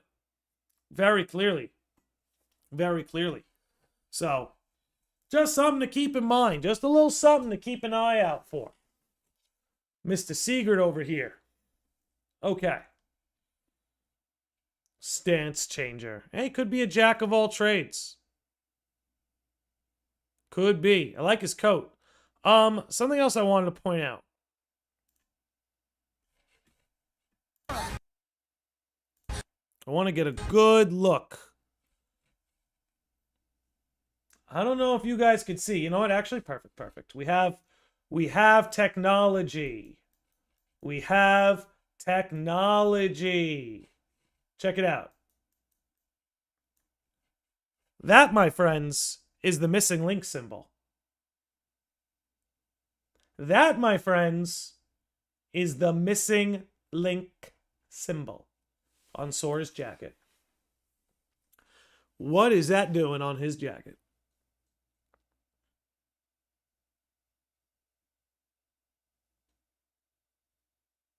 I'm genuinely asking. The Missing Link dandelion symbol is on his jacket. This again is why I'm sitting here going, he's within some sort of faction with Ava Sigurd Strelitzia. You know? The stances of each one of the characters are inspired from actual battle and sword stances in history, not just from Japanese history, but also from European history as well. Thank you for that fun fact, sir. I wish I could read your name. But your thoughts are appreciated nonetheless. Calling it right now, Sigurd is doing a Xehanort in Dream Drop Distance and tracking Sora with that. It would be interesting. He has 2 of them, so it's not like it's just the one pin. Like, he does have the pin on both sides. So I don't know if this in particular is the tracking, but I think it is meant to show that he's working within the Dandelion faction. We talked about the 4 factions of Quadratum in a previous episode. Y'all can check that out. But it looks very clear to me that Sora will be teamed up early with that Dandelion faction when we take a look at the Dandelion figure button on his clothing. Okay, let's pull this all down, okay? Get this back to normal size. And then we will carry on. They canceled Missing Link on purpose, I'm telling you. Grump Crump, you're right. It is the greatest piece of meta storytelling in video game history. Yep, he has the Scala Missing Link symbol. Super interesting. That Donald and Goofy appearance makes me believe in the split world theory more and more. Yeah, I think split worlds in Quadratum are a certainty, if anything. They're a certainty, if anything. Now. Okay. I may need to go refill my water soon. But let's see. Maybe Sora is already a Dandelion. See, the Sora is player theory. Sora is the player's third life is my channel. So I'll watch it when I'm done. This is just like Traverse Town. Yeah. It is similar to Traverse Town in that way. Does Sora have something in his ear? Yeah, he has an earpiece. Well, that's what I'm saying. If we go back to it, and we can come back to this shot. If we go back to it, this is what I mean where I'm like, he's working with this faction. Like, he is in an organized faction. It's not that he happened to fall into these wielders who are going to team up with him and work with him. He's working with some faction that has earpieces and the Dandelion logo, and they work together, and there's Strelitzia and Sigurd, and they knew where Sora was going to be when he crossed over to Quadratum, so they made sure he was taken care of. There's an organized faction here. And that's what the earpiece and these buttons and all of this is pointing us towards. So that's at least where my mind goes, man. That's at least where my mind goes. Okay. It reminds me when Sigurd gets called by headquarters at the end of Union Cross. It's exactly that. It's exactly that. In Scala ad Caelum, which again, the connections between Scala and Quadratum are all but confirmed at this point. But in Scala ad Caelum, Sigurd was working with an organized faction which had earpieces like this that knew exactly where Brain was going to be, where he would appear, and how to pick him up. I'm willing to bet the same thing's going on with Sora. Whatever faction was in Scala that knew where to find Brain when he crossed over, that same faction is in Quadratum, and they will know where to find Sora when he crosses over. As we saw. Okay. Same thing happened in Missing Link. You're right. Remus knew where to find Player. You're seeing this common theme. Scala has this organized faction that knows when these Keyblade wielders are going to show up. Whether it's Brain in Scala, whether it's Player in Scala, whether it's Sora in Quadratum. And I'll say it again. With the earpiece, the buttons, and his party members, it seems all but confirmed at this point. Now, I'm trying to remember. I had another thought about Donald and Goofy I wanted to share. I'm trying to remember it, but I can't remember off the dome. So, we're going to shift into... I want to get back to talking about Strelitzia, because I have some theories. But before we do, I'm going to go refill my waters, run to the little Keyblade wielders room, and then we will be right back. So don't go nowhere. We're going to keep this party going. We're going to keep this party going. But it's a good time. Grab a snack. Go to the little Keyblade wielders room. Refill your water. Stay hydrated. We'll be right back.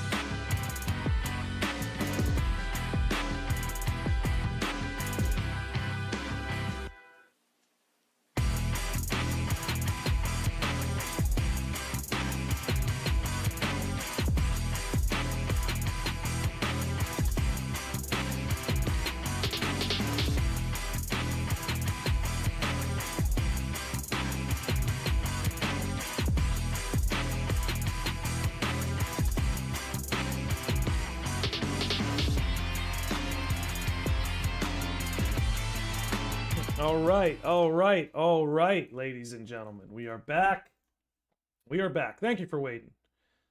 Okay, let me get myself situated. Get all the chats pulled up again.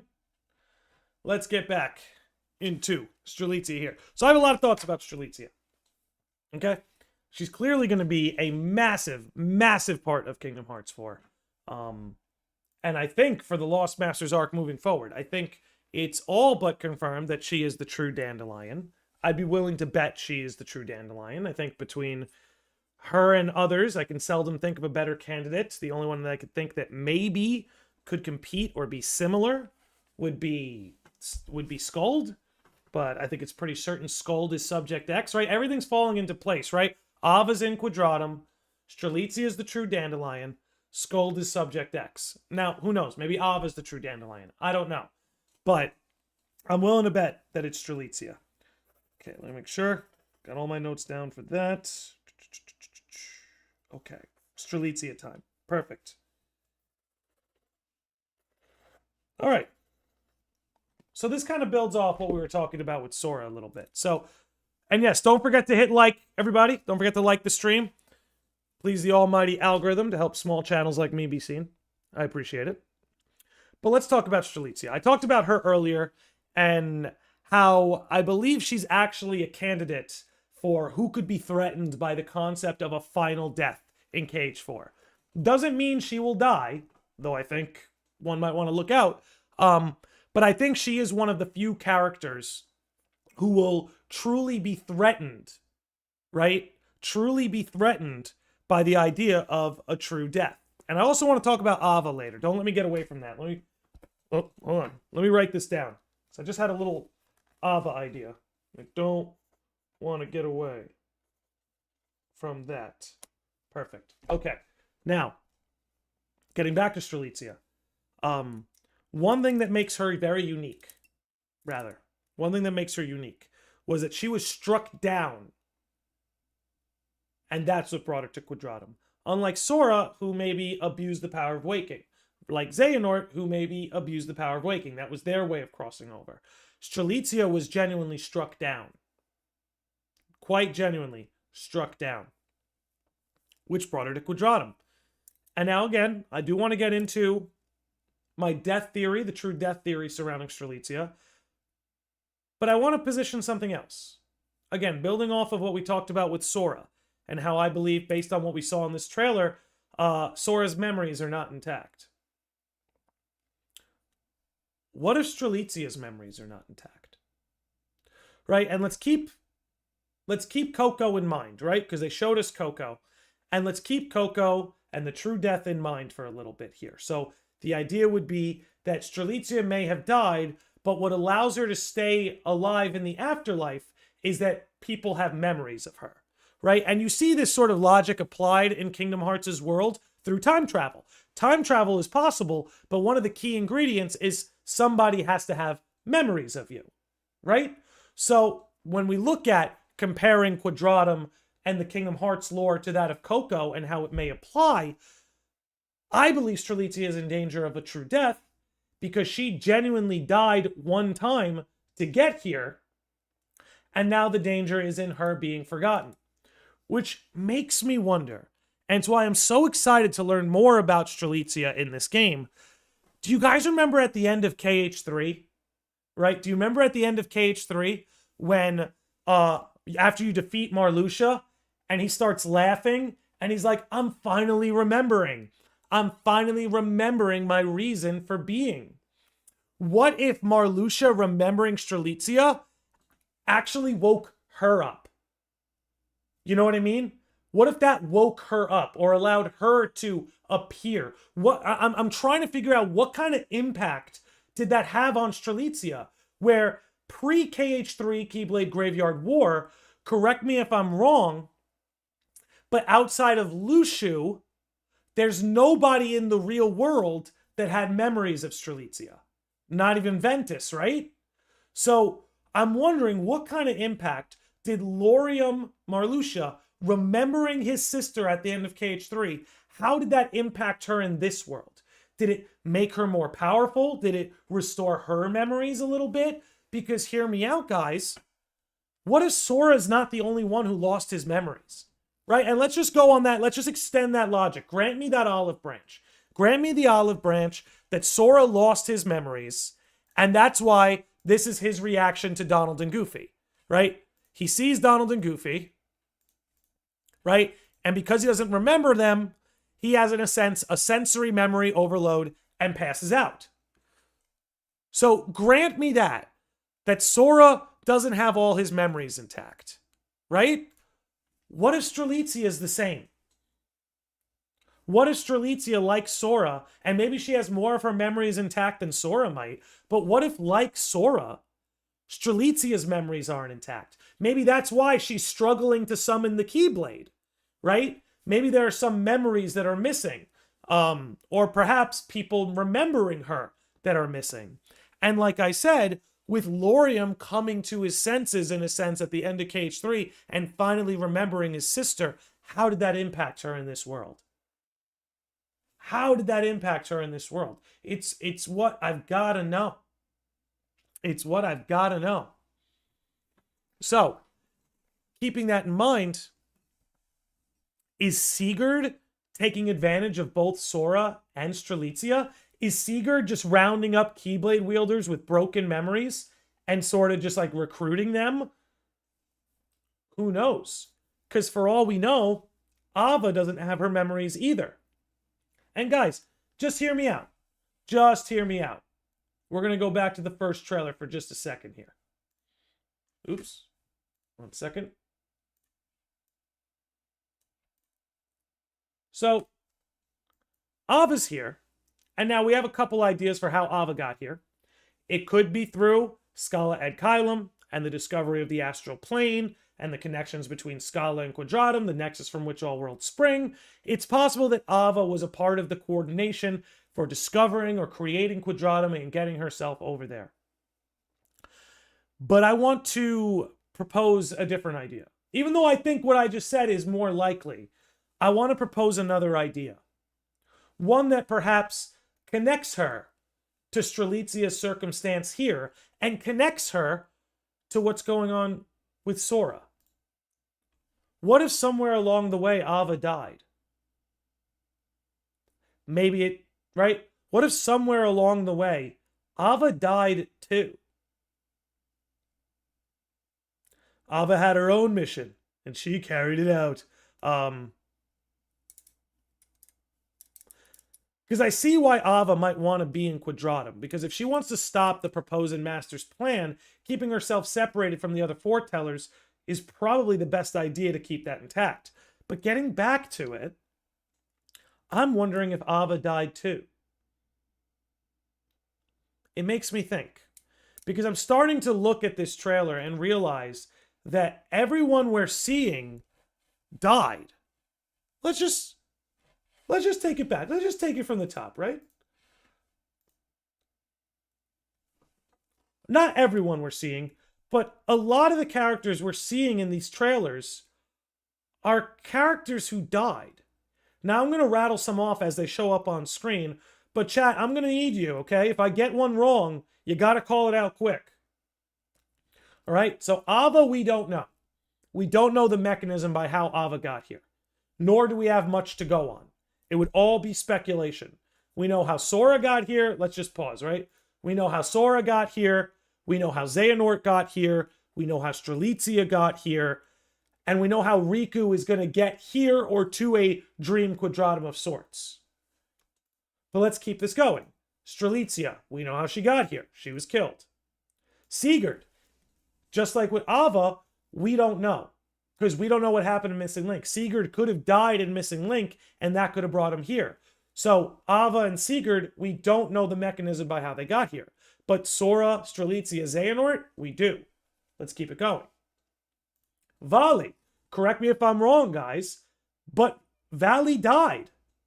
Another one who died and was brought here to Quadratum. Luxord was defeated by Sora, in a sense, died.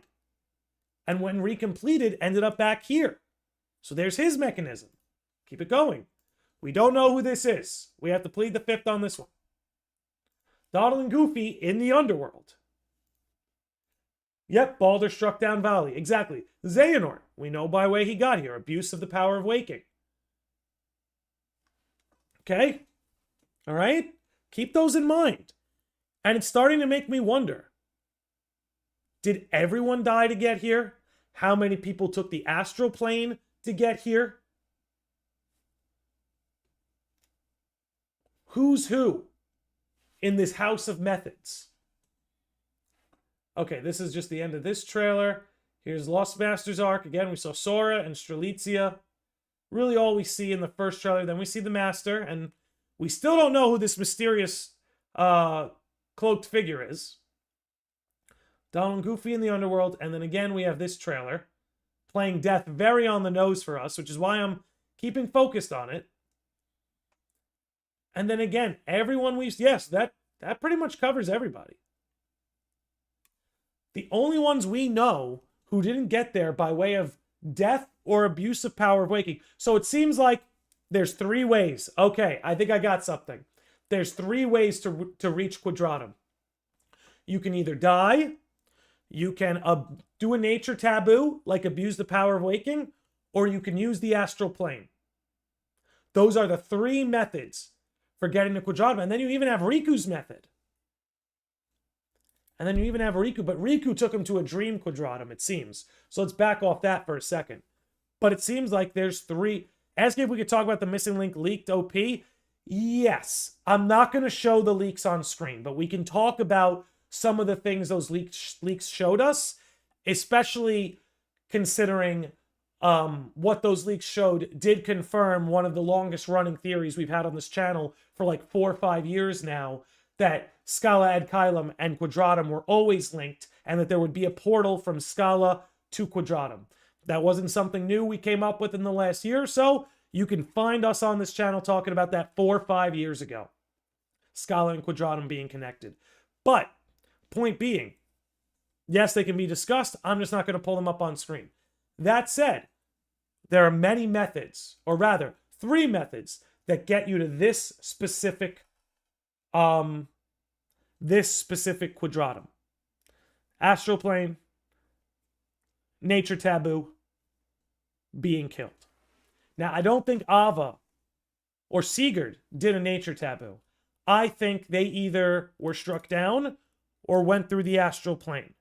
I'm leaning on astral plane.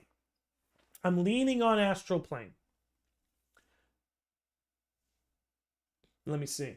Grumcrump said, I thought the leak really proved your theory from a stream or 2 ago where you point out that Scala is split straight down the middle. Yeah, that Scala is a split world, and thus so too, will be Quadratum. Listen, guys, with every trailer, my theories are more and more confirmed. Okay? And I know I'm being kind of a jackass when I say it like that, but I did tell you Sora won't have his memories. I did tell you that was going to happen. And here we are. Just calling them like I'm seeing. Just calling balls and strikes.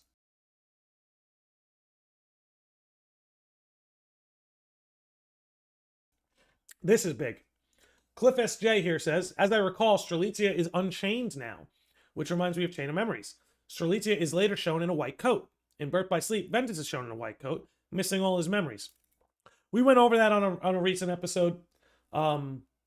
There's overlap there, but the white coat is a little bit different. Like, Ventus is in like a robe, like a wrap. He's a burrito. What is the reason you can't put missing link leaks on screen? Is it because copyright, or you can get in trouble? I don't even really care about that. Honestly, like you guys have heard, I have not shied away from being critical of Square Enix to the point of advocating for things that others might find distasteful. But Square is very lenient with that. I'm not worried about them not. It's not that. And here's really the reason why I don't want to put them on screen is because at the end of the day, it's unreleased. And if it's unreleased, then it's not something that should be broadcast forwardly. You know? If Square Enix dropped the trailer, then I'd be... It's like, for instance, we've all had things that we're working on, right? We all have projects that we work on or creative drives that we work on, right? And any kind of creative person will tell you they don't want you to see anything that they didn't finish. They don't want you to see anything that isn't official. You know what I'm saying? So I don't put them on screen just because, one, because it's unreleased, it technically can't be relied on as canon. And two, because it's somebody else's work that they didn't want people to see, I don't want to play a role in facilitating that. I think people are free to look into them. I'm not going to moral shame you out of looking at those leaks. I looked at the leaks. I'm not going to moral shame you out of it. I just don't feel it's my place to further spread that visually, especially when it's creative people's unfinished, unpublished work. It just doesn't sit right with me to further facilitate broadcasting that. But people are free to look into it if they want. I'm not, like I said, I'm not going to moral shame people out of something that I clearly did with my full chest out. But anyway, let's get back into it, okay? Diza says, yeah, they could still change it and repurpose some of it in another measure. Exactly. It can always be, it's not anything that can be relied on as fact, you know? So that's why I don't even want to put too much stock in it to begin with. Cynic is here. What up, Cynic? It's good to see you, bro. Strelitzia's Keyblade summoning reminds me so much of Versus 13. Like the Royal Arms. That's right, as they spin, like when they spin around. Yeah, absolutely. I really wonder if there's something there. There very clearly is, man. Maybe it's me, but there's Versus 13 written all over this thing, man. Written all over this thing. Okay. It could be subject to change. Exactly. You guys are still picking up what I'm putting down. The Scala Ad Kylum logo. I mean, look, we cracked it. We cracked it before. Okay. Give me 1 second here. I wanted to pull a little something up. You know what? We can come back to Strelitzia.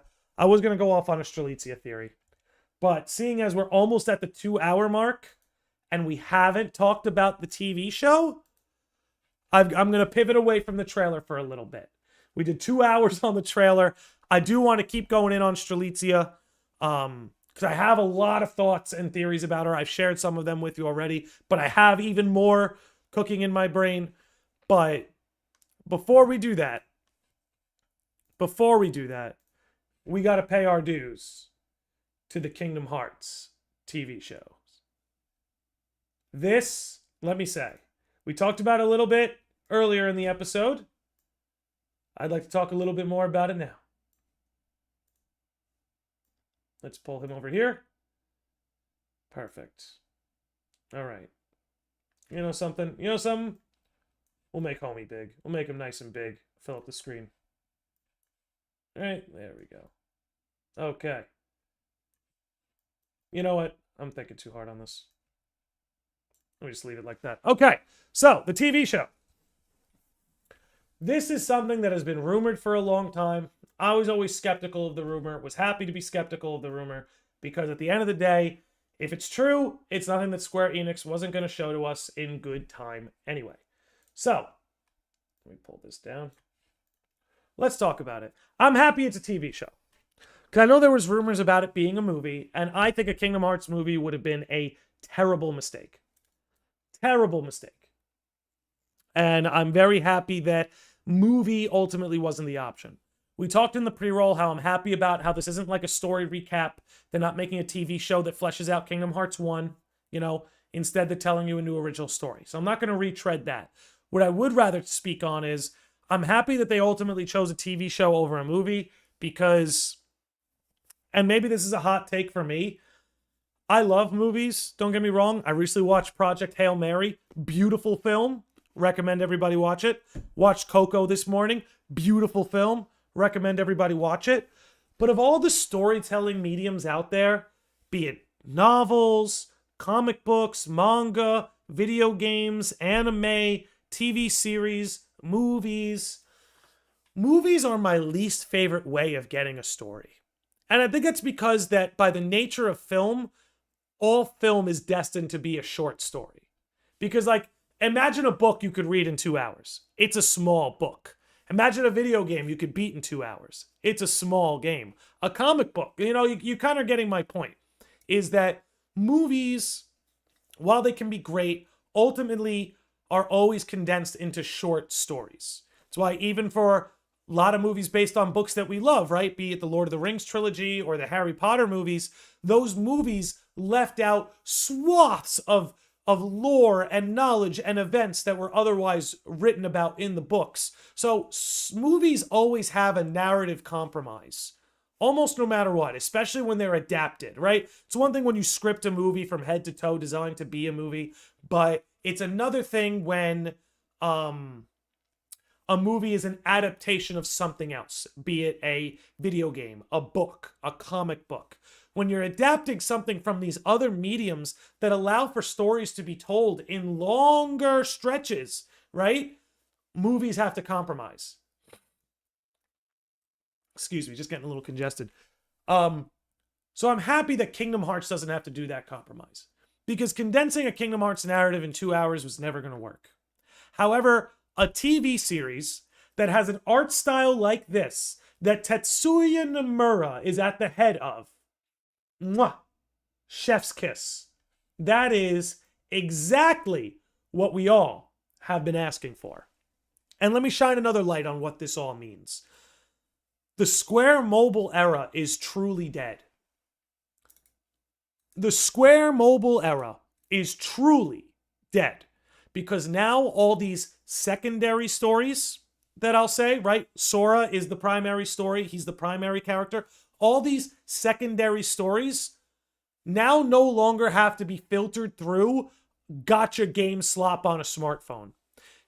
Square Enix and Disney are now establishing a studio and workflow where these narratives and these stories can be fleshed out and told through an animation.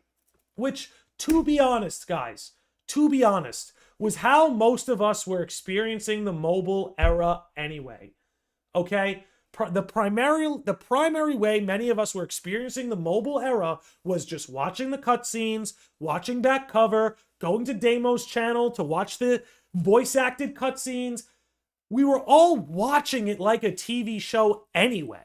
We were all keeping up with the plot of Union Cross like it was a TV show anyway, right? Some of the biggest episodes we've done on this channel were reacting to and breaking down the new Union Cross updates. But I stopped playing Union Cross after like 2 or 3 months. But people like myself and like yourselves were keeping up with it like it was a TV show. So even though I prefer Kingdom Hearts be a video game than a TV show, I much prefer that these secondary narratives be told through a TV show than through a slop mobile game. Shout out to Everglow, yes. But much better to be told through a television narrative episodically than in these getting mobile game updates with 2D sprites and no voices. This is way more approachable. This is going to be way more artistic. And this is going to be way better at actually fleshing out a narrative, as opposed to all of us just reading text boxes, okay, over and over and over, not having any idea what tone the character said it in, not having any idea of any of that, right? We've had to fill in all those blanks. So again, I commend Square Enix, I commend the Kingdom Hearts team, I commend Disney for just going, if our fan base is watching these mobile games like a TV show anyway, let's just cut out the mobile device and give them what they want. A string of narrative sequences that build the plot and world of Kingdom Hearts with Tetsuya Nomura at the helm. I love it. I love it. I think... Let me take a little swig. 1 second.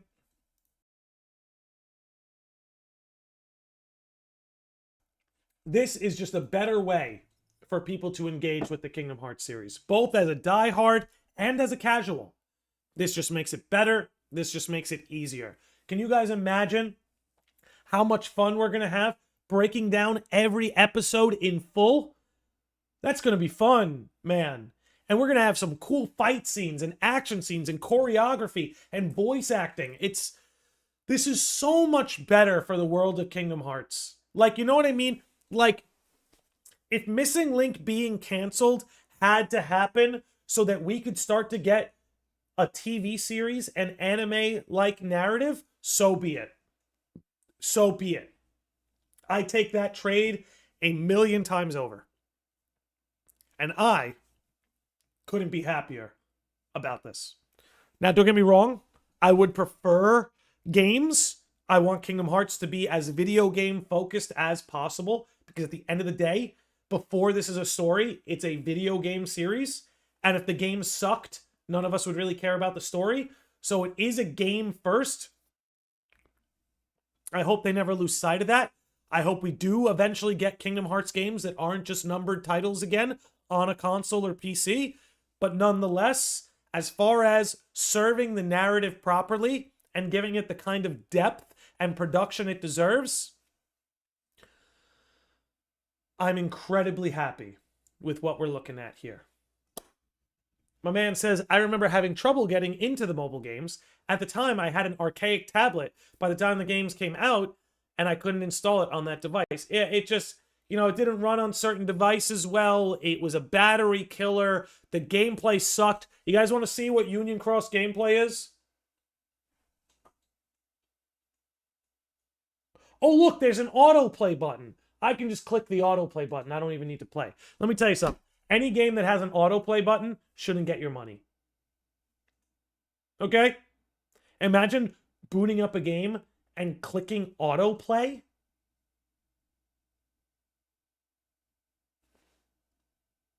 That's not how playing works. Anyway. Drakengard would slightly disagree. Yeah, man, if you guys think Nomura is crazy about putting lore in like side projects and side productions, buddy, let me introduce you Yoko Taro. Basically Dark Road 2. It's why Dark Road flopped.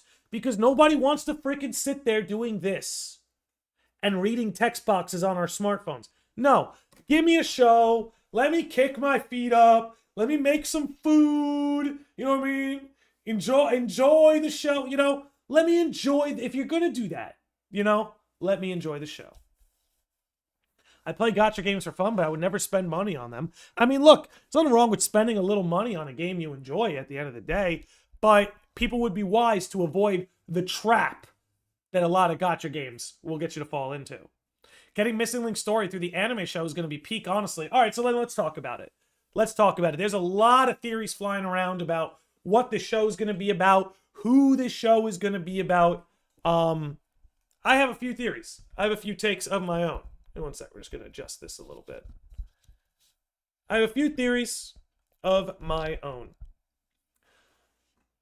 The Missing Link one is probably the one that excites me most. The idea that this could be a way for us to get the Missing Link narrative after cancellation, excuse me, to me is the most exciting prospect.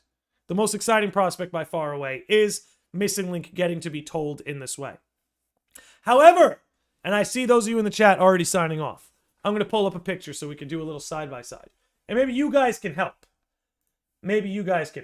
Young Odin, let me tell you, let me actually tell you what my dream show would be here. My dream show for this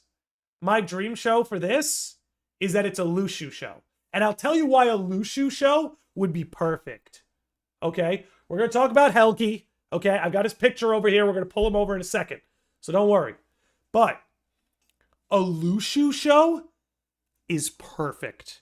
And I'm going to tell you why a Lushu show would be absolutely perfect for the Kingdom Hearts series. Because Lushu is one of the few characters outside of the Master of Masters and maybe even Xehanort who have been present in every era of Kingdom Hearts.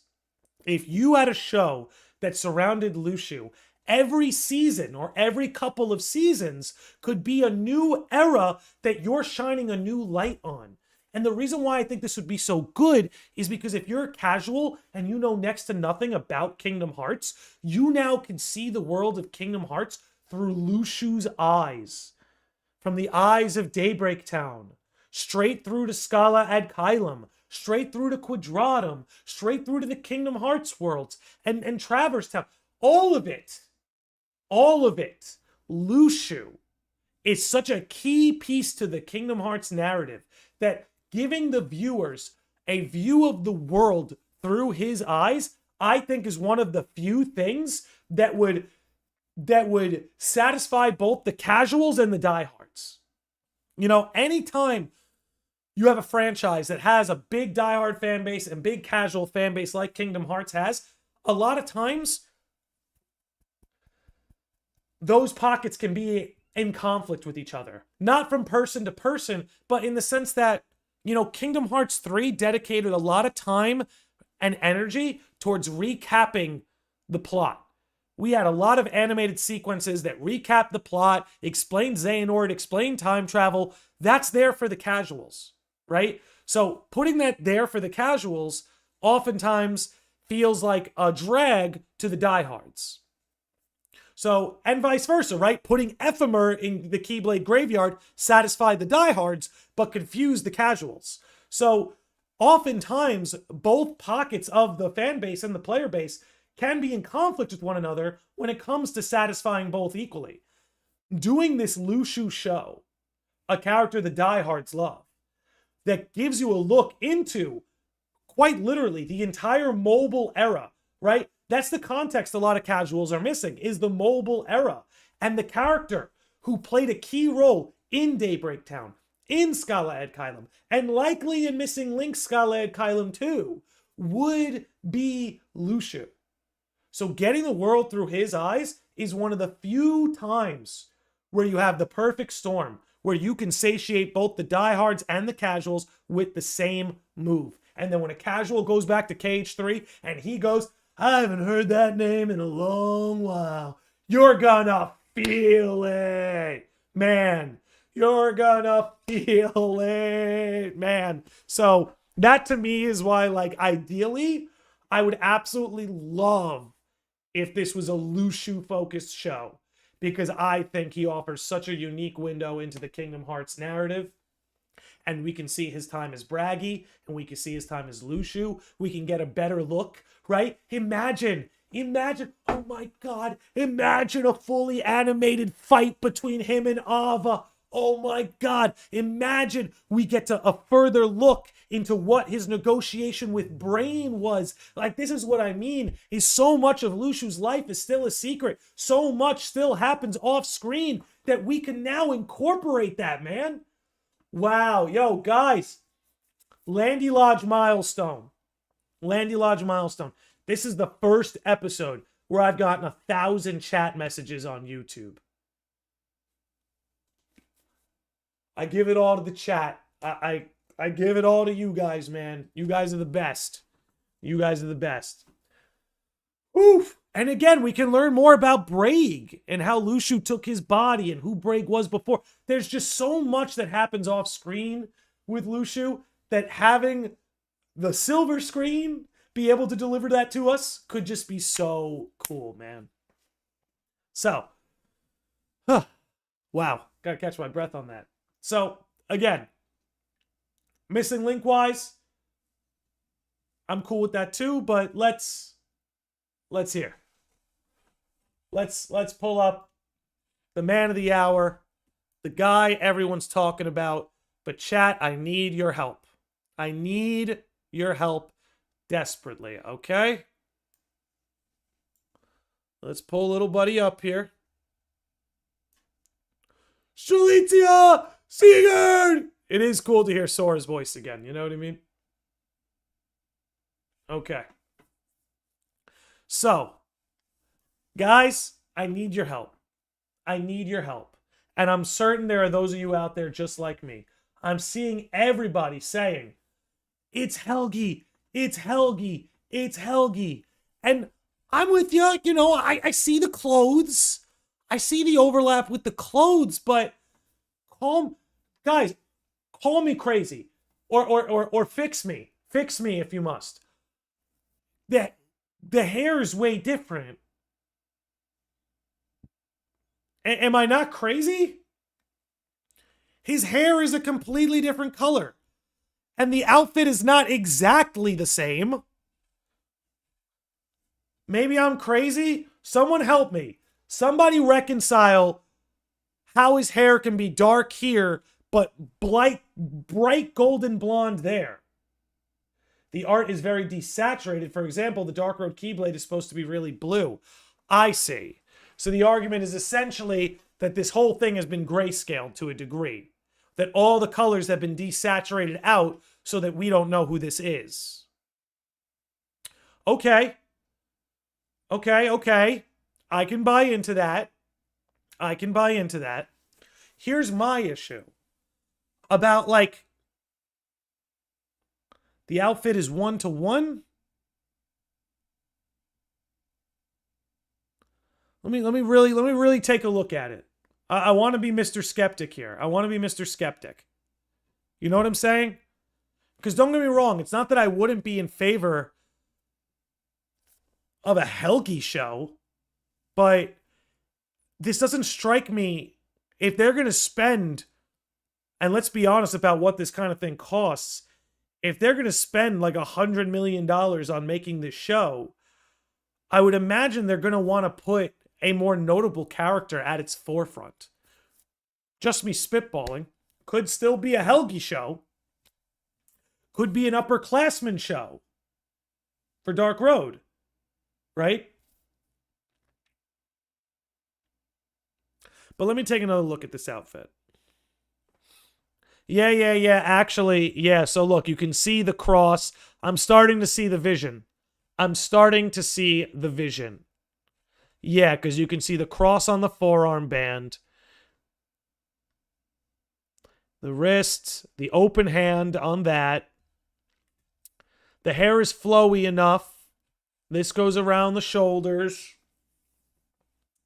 Okay. Yeah, if we've really desaturated all the colors out of this, that matches up.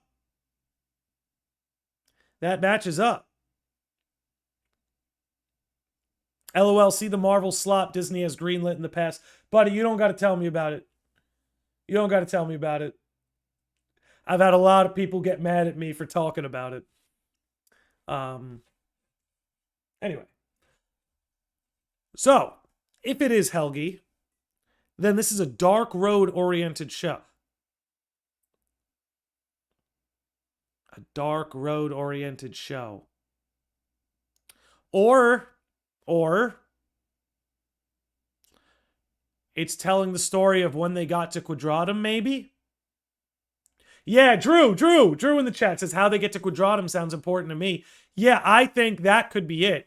Is maybe this show is going to show us what was going on in Quadratum all these years. Now I'm starting to see the angle.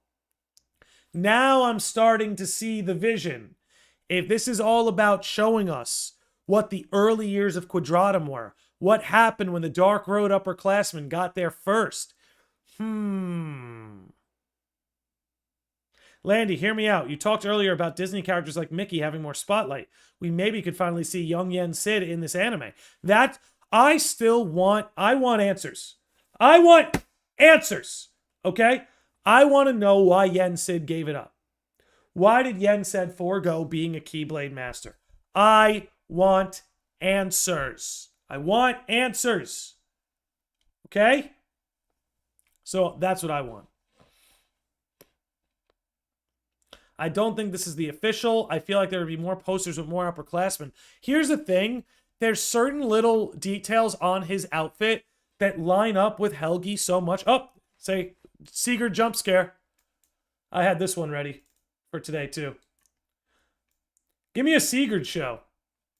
I had a couple funny images ready. We had Sigurd and I had Strelitzia getting her mugshot.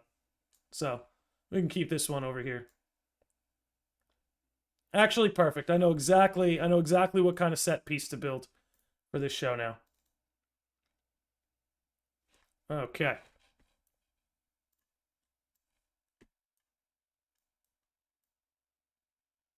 There we go. Now we have a set. Chad Guard. We had a little Chad Guard jump scare. I'm just saying, guys, I always have the Chad Guard image pulled up in case we ever need it. What did she do? Well, if you read here, it says identity theft.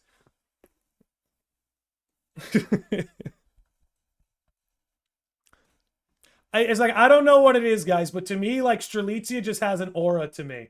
That's just funny to me. I don't know. But yeah, no, here are our party members, by the way. Here are our KH4 party members. Why is Sigurd so ripped? Because he's a Chad. What's up, Gollum Baggins? Good to see you.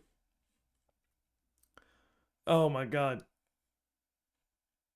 Fucking Chadgerd jump scare. Okay. It could also explore them meeting Donald and Goofy in the underworld and eventually getting to Quadratum.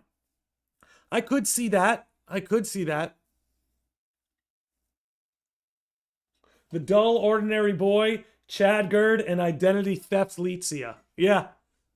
Yeah, that's our party, ladies and gentlemen. Are you excited? I'm excited. I'm excited. So why is Sigurd working with Sora and Strelitzia, asks the Landy Lodge. Great question, Midnight. We talked about it a little bit earlier in the show. If you recall, when Brain arrived at in Scala ad Kylum, Sigurd was there to pick him up. Sigurd knew he would be there, was there to pick him up, and had an earpiece where he was communicating back to headquarters. I believe Sigurd is working with Sora and Strelitzia because Sigurd has been working with Ava this whole time, and now that Ava is in Quadratum, Sigurd's working with her, and just like Ava was able to tell Sigurd where Brain would appear, Ava was also able to tell Sigurd where Sora and Strelitzia would appear. Why is Ava able to do that? Because she read the Book of Prophecies. That's just my guess. I feel like Sigurd will be an ally of convenience with different goals. We just got to figure out what he wants. You know what I mean? So do you think this anime will air before KH4 releases? I don't think... It says coming soon. I don't know. It's a good question, Laurel. I don't know, because I think we have a release window for the game, and that's late 2027. I feel like if this was going to come before late 2027, they'd have that window already, right? This would say coming summer 2027. Instead, I think this might be a post KH4 release. But we'll see. We'll see. I just got chills. Thanks for responding. I mean, hey, welcome to the Landy Lodge, my friend. It's what we do. True, but every upcoming project ever says coming soon. It doesn't mean much. It's true. It's true. I just feel as though time is running out if you're going to announce this to come out before next summer. Gollum Baggins says, so are we still getting something new today, or is the deep dive later today going to be just over the new trailer we got? Okay, let's go back into a theory I had. You ignited me back into a theory. We'll come back to Identity Theft Litzia and Chadgerd in a minute. I want to go back to the trailer. Let's go back. Okay. Let's pull this up. Go towards the end. Okay, perfect. We're here again. This is the shot, man. This is the shot I keep coming back to. You know, because we talked about Sora not having his memories and what that would lead to. So let's talk about just that. Okay? Indivisible YouTube says, first time catching the stream live. Love this show. Please keep. I will please keeping. I will please keeping Indivisible. But honestly, thank you for coming in, dude. Appreciate the kind words. Welcome to the stream. We are 2 hours and 20 minutes deep, and we're still going. So, you just asked about, will we see more today? Will we see more at the panel? Now, again, I just want to say that I think Kingdom Hearts fans need to let what we got last night be enough. Okay? Last few months, we've gotten artwork, 2 trailers, and a TV show announced. Let what happened yesterday be enough. This way, whatever happens tonight, we get nothing, we get something, you come out a winner. Let last night be enough. That said, that son of a bitch, Jeff Keighley, is going to be there tonight. And I say son of a bitch endearingly. Because Jeff Keighley doesn't show up for nothing. If you get Jeff Keighley to show up, something's usually happening. And if I'm not mistaken, Jeff Keighley is going to be there tonight. So I anticipate that we're going to get something. I anticipate that the trailer we saw today, or rather, the trailer we saw yesterday, is only half of the actual trailer. And maybe some things have changed. I'm going to fact check myself in real time as I say this. Maybe some things have changed. But guys, the official Kingdom Hearts channel has not posted this trailer. Pixar and Disney have posted the trailer. The Kingdom Hearts YouTube channel has not posted the trailer. Which leads me to believe that what we saw last night was just the Pixar Disney version of the trailer. And like Key Hunter on Twitch is saying, there's no Japanese trailer either. This was strictly a Western Disney cut trailer. And my God, I'm only realizing now, that's why we heard the English voices. I'm willing to bet tonight, we get to see the second half of this trailer.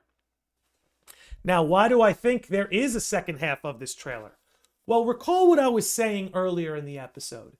That as we see Sora fainting, passing out here at the sight of Donald and Goofy, because it's jogging his memories, leading him to system overload, I theorize that as he passes out here, right? Bam!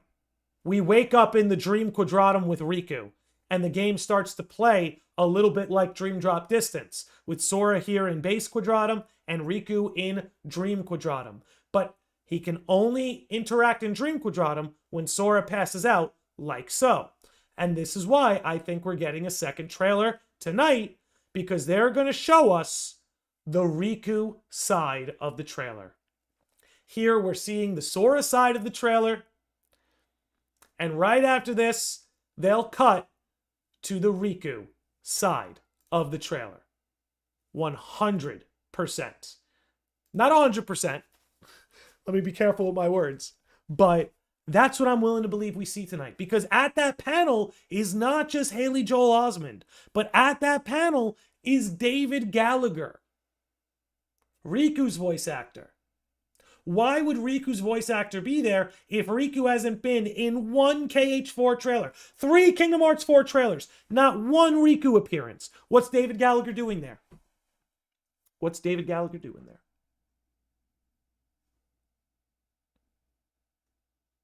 I'm telling you, y'all, this Dream Drop Distance 2 angle I've got, it's coming.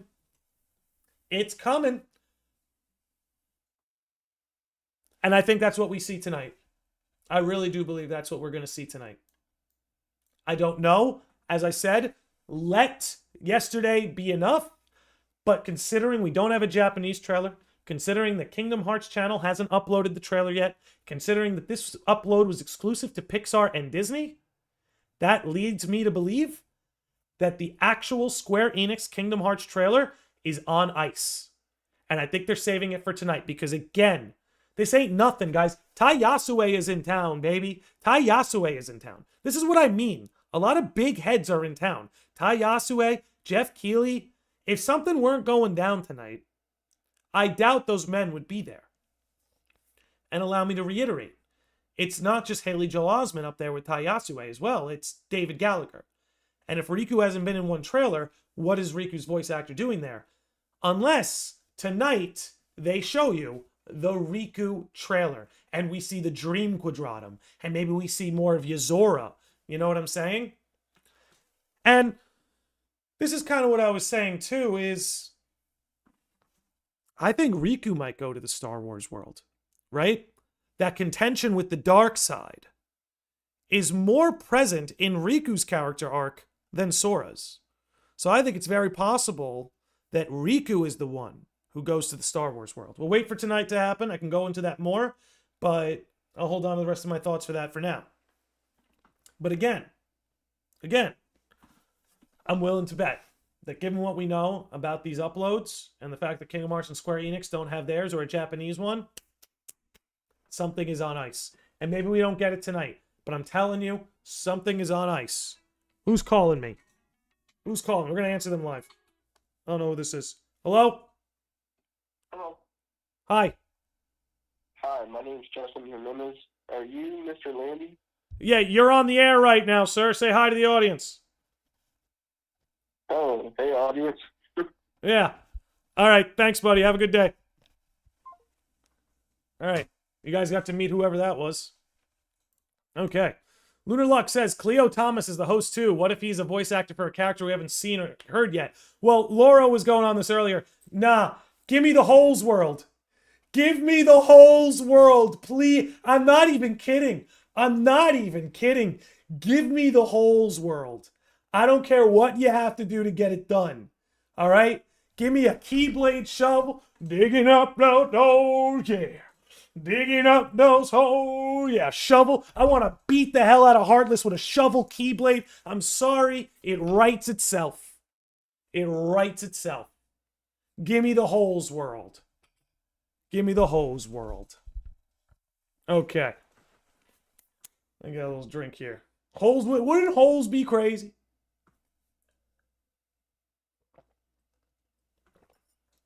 How would that even work? Hey, that's not my job to figure it out. All right. All live action Riku worlds. I think that's more possible. I think there's going to be a difference. I don't know. There's going to be a stark difference between Sora's Quadratum and Riku's Quadratum. And you have to differentiate them somehow. So I think...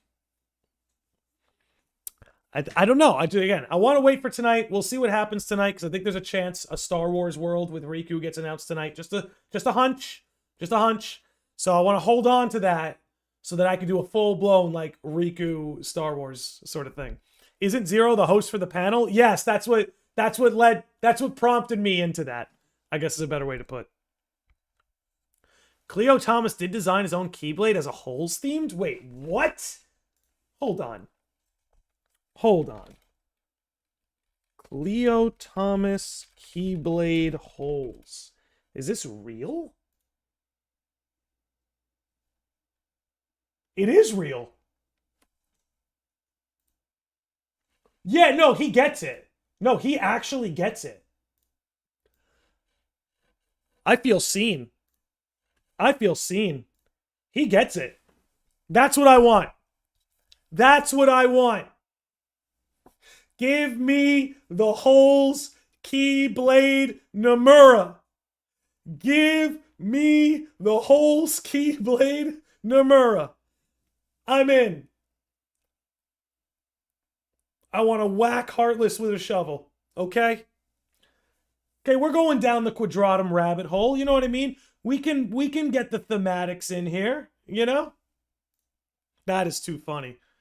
That's too funny, man. He is one of us. One of us. One of us. One of us. He is one of us. You gotta love it. Okay. So he will be living his dream as a host. It makes... This is what I mean, guys. This is why I'm Stan Lee Yell Nets. This is why I'm really harping on tonight a little bit, is because, like, they're calling in all the big names. Tai Yasue, Haley Joel Osment, David Gallagher.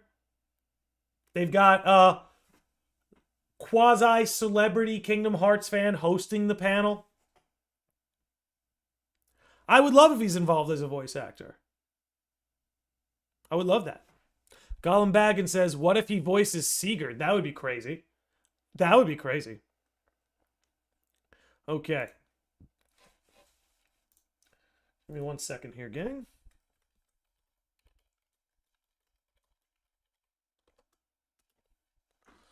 Okay, you'd have to dig pretty deep to find parallels with holes in KH, and dig deep I can. Dig deep I can. Okay. Ladies and gentlemen, I'm going to just run to the little Keyblade wielder's room again, refill my water again. We'll keep this party going. I still got more in me. All right? We will be right back.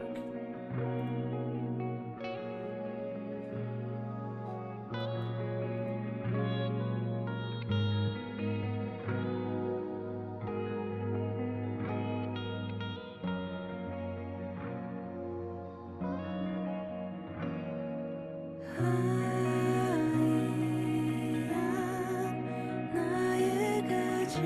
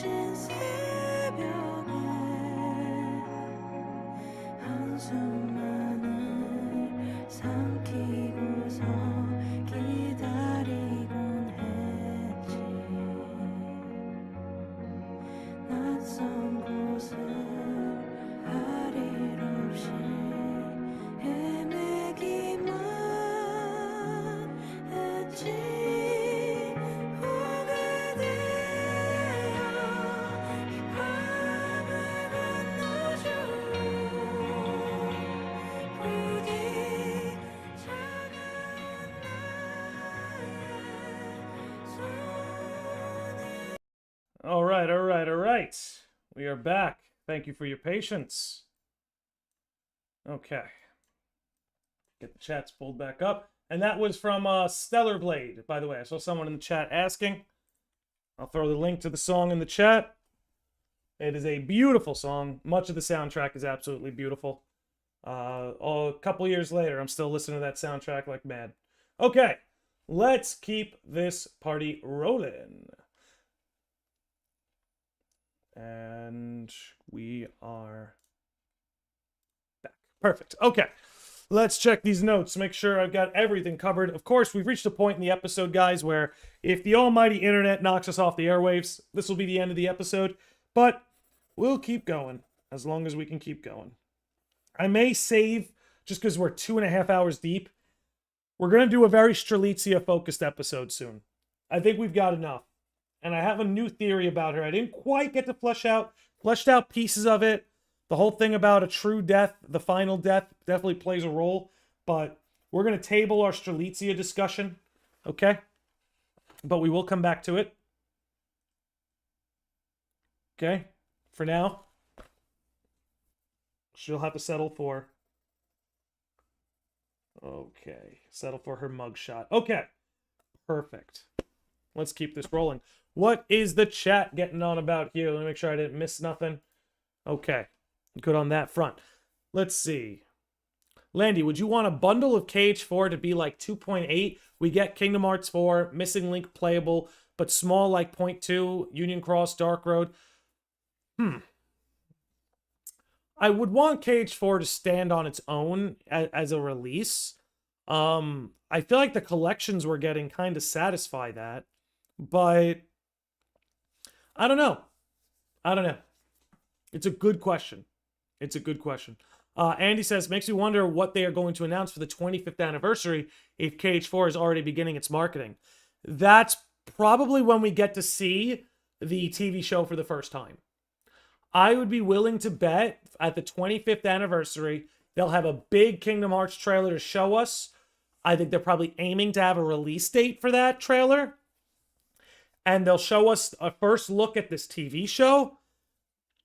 And then maybe, if we're lucky, they'll discuss Verum Rex.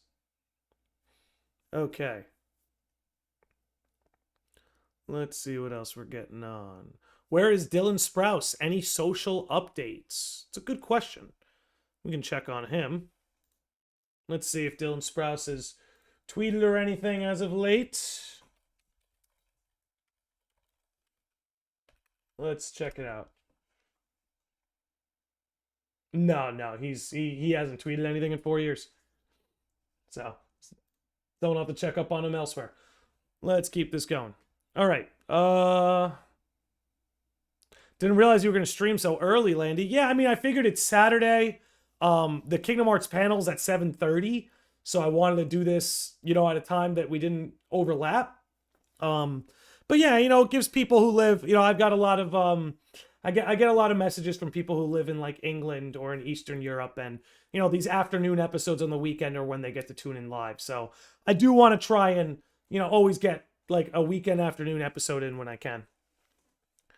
Let's see. And also, Lanny, I have something to share with you that I saw. This could mean nothing, but all right. Let's see. What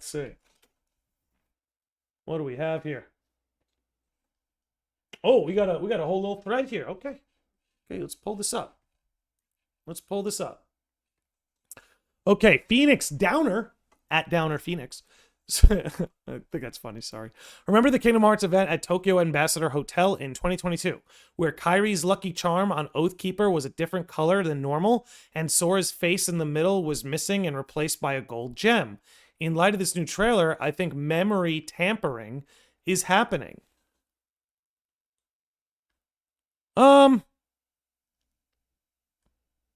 Let's read that again. Let me let that process through again. Remember the Kingdom Hearts event where Kairi's lucky charm on Oathkeeper was a different color than normal, and Sora's face in the middle was replaced by a gold gem. In light of this new trailer, I think memory tampering is happening. I feel like I don't think so. I'm not going to say they're wrong. I remain unconvinced. I don't think it's memory tampering. as much as it is Sora just doesn't have his memories. That is interesting, though. That is quite interesting. Okay. Let's keep this rolling. Okay. Bro, I can't wait for the Nomura legit anime. Well, I mean, Square's been trying to get into multimedia for a long time. You know, they had, the Final Fantasy movie, which was god-awful, you know. They had Advent Children, which I really like. You know, they publish books and stuff. Like, Square has been trying to do more multimedia stuff. So a Kingdom Hearts TV show is just par for the course, if you ask me. Could the show's main character be the player? Yeah. Could be. Could be. I don't think so, though, because that's hard. Because the player looks different to all of us, right? We're all the player. So it's hard to just make one canonical player. I think that's going to be tough. Crazy how no one asks Dylan about Yozora in interviews. Dude is basically the new antagonist of the franchise. Or the new rival, right? Look, a lot of these guys are from Hollywood, and Hollywood is just a very different world than what we engage with. Oh, wow, it's 7 at your place here. I am just waking up. Yeah, it is 3:30 where I live right now. Not to dox myself too easily, but it is what it is. A Kingdom Hearts collab with FF14 would be nice. Dude, I caught the FF14 bug again. I've been playing so much Final Fantasy 14. My God. Yeah, crossover with Kingdom Hearts would be amazing. There's a lot of overlap with Kingdom Hearts and FF14 that I don't think gets appreciated enough. The FF7 compilation has so much stuff. Yeah, Nojima's books in the compilation, I love and adore them. I really do. I say that with my whole chest. I love the man's writing. You know? I'm not going to sit here and tell you he's Tolkien level, but he's a brilliant writer, and he knows how to make a really good character. You know, and get you to relate to the character. Colin Baggins says, do you think the fans will ever get to see the trailer from the closed panel showing Cabletown way before KH3 came out? Maybe one day. You know, a lot of lost media like that has a way of resurfacing over time. So maybe. Could the show be about Missing Link events? Yeah, we saw that there was a statement that they will discuss Missing Link tonight. There will be some kind of Missing Link mentioned tonight. I did see something about that. So that is something to keep a lookout for, K-pop fan. Okay, hell, it's 9:30 p.m. here. Oh, you're across the water, my man. You give East Coast energy all day. Literally, I've lived in a lot of different states. I was born and raised in New York, but they've all been along the East Coast. You know, I'm an Atlantic man. What can I say? I hope we hear actual Yoko Shimomura in the new trailer tonight. Yeah, you know me. No one does it quite like Yoko. I hope Riku will be playable in KH4. I'd bet a lot of money that Riku will be playable. I bet a lot of money, Dorian, Riku will be playable. Advent Children was more of an acquired taste. I know what you mean, because I watched it when I was younger, and I always really liked it. But the older I've gotten and the more I've watched it, the more I head over heels actually love it. So I actually know exactly what you mean. Does Kojima still write for Kingdom Hearts? He never wrote for Kingdom Hearts. He wanted to write a Kingdom Hearts entry, but apparently Nomura told him no, even though they're friends. Love when the crowd went wild when they saw the Heartless in the Coco world. Kingdom Hearts has never been so back, and this time Disney is actually helping with the marketing. Absolutely. Listen, man, Disney's way more down on their luck now than they were during the KH3 hype cycle. You know? So they need a win like this pretty desperately. Got any new Luke Sword theories? Not from this trailer, but don't worry, Condition. I have a feeling the next trailer we see going to stir up a lot of Luke Sword theories. Just a hunch. We'll see. Okay, well, Landy, you're from New York? I didn't know that. Yep, I grew up about 20, 30 minutes east of New York City on Long Island. And I went to the city quite a lot in my younger years. I loved New York City. I just realized, why haven't we seen Yozora in a trailer yet? Because he's in Riku's Dream Quadratum, just like the secret ending. Lauro, that's what I keep saying. That's why I keep saying tonight, like, they're going to drop something big. At the risk of getting everyone's hopes up, I have a feeling they might drop something pretty big. Because it's time to show that other side of Quadratum. Okay? Excuse me. And I'll say this. And I will say this because if we do get a very Riku-oriented trailer tonight, you know you're going to have some people going, but where's Kyrie? Let's tilt this over. Got my screen up there. Which is a fair question. I would just implore everyone be patient. Because Kyrie will certainly get her due. Okay, am I too late, says Kid Q. You're not too late, but you are definitely have arrived at the back end of the episode. But you're not too late. We're still chilling. Dream Drop Distance 2 is a win for me. I think that's essentially in spirit what we're going to get. It's Kingdom Hearts 4, but I think in spirit it's going to feel like Dream Drop Distance 2. All the seats have been filled. Also, Sora is in the Fortnite Battle Pass. Has that been announced yet? I know that's the rumor. I would bet money on it, but I'm curious if it's officially been announced. The KH panel is at 4:30 p.m. I think that's for West Coast. I'm East Coast. So I think it's 7:30 by time. I keep forgetting that there's conceptually 2 different quadratums, man. What the fuck? Dude. Split worlds are a big deal. Split worlds are everything now. You're talking like you have insider knowledge. Is that the case? No. I do not have insider knowledge. I will never claim to have insider knowledge. The most insider knowledge I have is Square Enix sends me free games sometimes.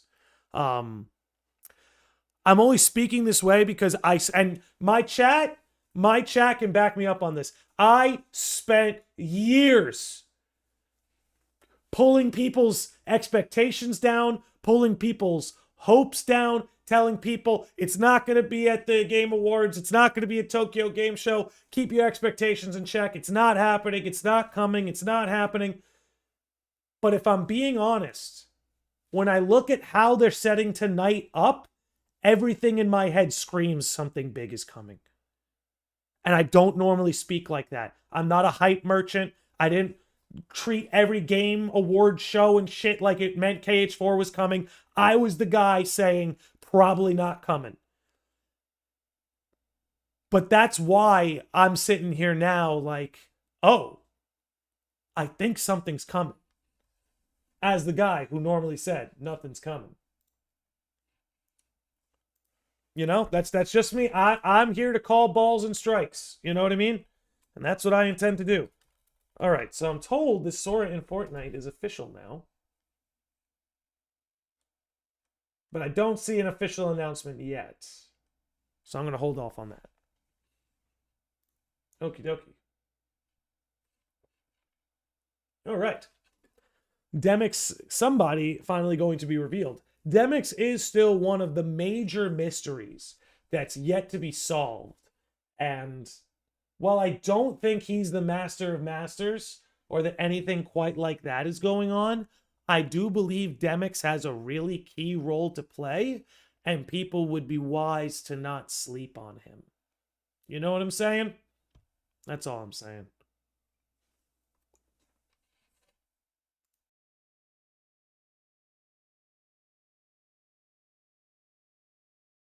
Also, Landy, did you see Jeff's slip up? No. Jeff Keighley slipped up? Please. Please. I live to pounce on the screw-ups of Jeff Keighley. Sora's in the new key art for the new season. Oh. All right. Let's pull that up and let's pull that up with Jeff's slip. New Fortnite key art 2026. Let's see if we can find this. Oh.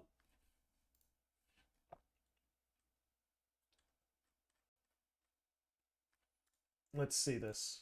Is this it? Oh, yeah. Here we go, chat. Here we go. Ladies and gentlemen, I don't know how real or how true this image is, but if we look back here, you can see our boy. It would appear that in a sense, yeah, no. Yeah, this comes, let me actually pull up the actual tweet here.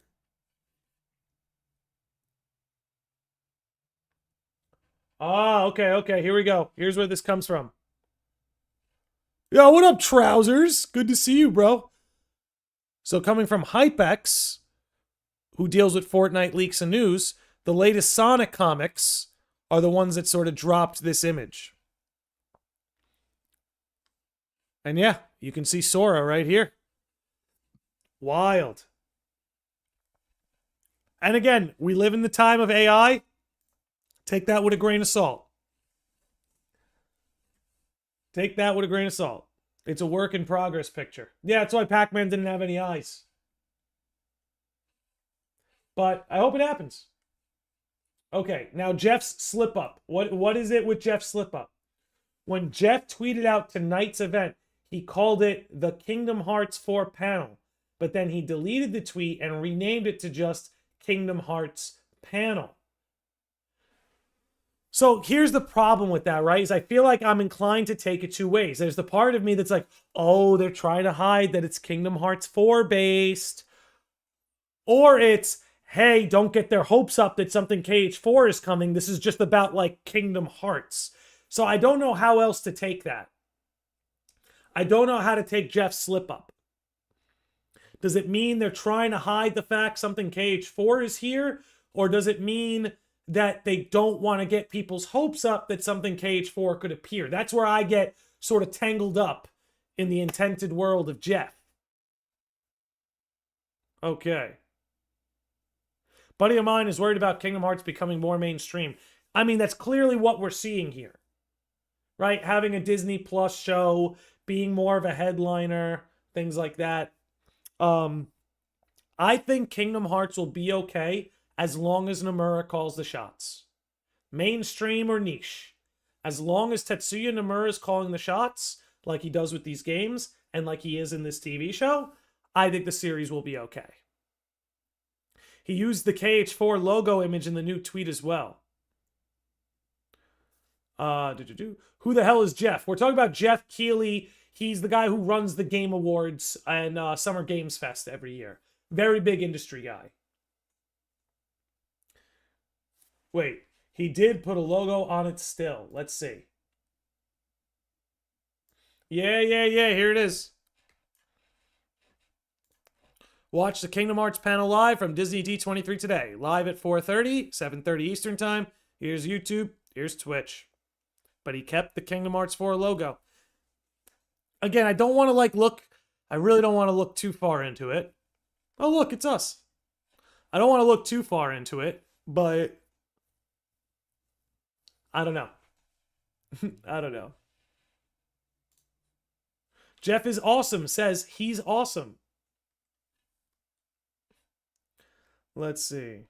Jeff is actually Demix is somebody. Yeah, Jeff Keighley's going to play into this somehow. What's up, Heather?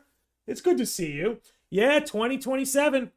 Listen, I said over and over, they call me crazy. I said, I don't know if they're going to do it, but I promise you, Square Enix is working as hard as they can to reach the 25th anniversary. And I'm happy to see that right now they're doing it. Will you be tuning in for that panel?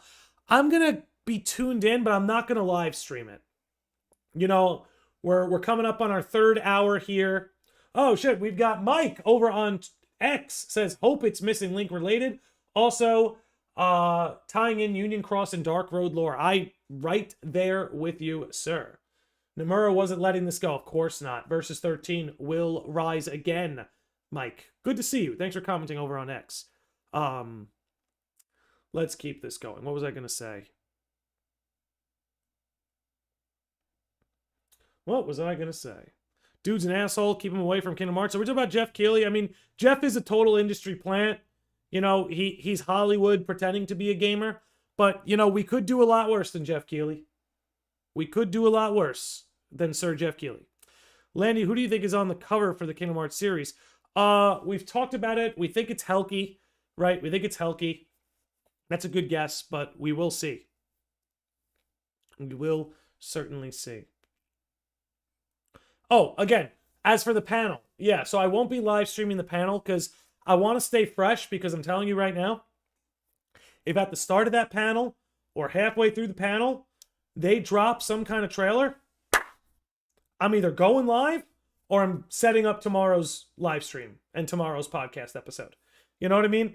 I'm trying to pace myself because I know, like, even if we got nothing tonight, I still have so many episodes from this one trailer that I want to do. So I'm not going to live stream the panel just to keep myself fresh, and I'll be in that on deck circle. So should we be served that which we believe?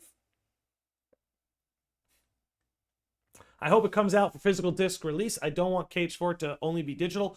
With late 2027 being their goal, that tells me that even if there's a delay, they expect to have physical copies ready. I haven't watched anime in years. Last anime I watched was Naruto, so this is definitely something I will still will watch. Well, shout out to you, my friend. We had the Naruto mug today. Couple new anime I would recommend. Anyone looking for new anime to watch? Spy Family and Frieren are two of the greatest shows I've watched in a very, very long time. Seriously, I love and adore both Spy Family and Frieren very much. I like Dandadan a lot too. Watched the first couple seasons of Dandadan. Looking forward to that too. So little anime plug for those of you tuning in. E3 had a trailer every day for KH3. I have a feeling we will get something at the panel. Trousers, I'm right there with you. I'm right there with you, Trousers. I think it's coming. I think it's coming. What is this you're sending me here? Whoa, whoa, whoa, whoa, whoa.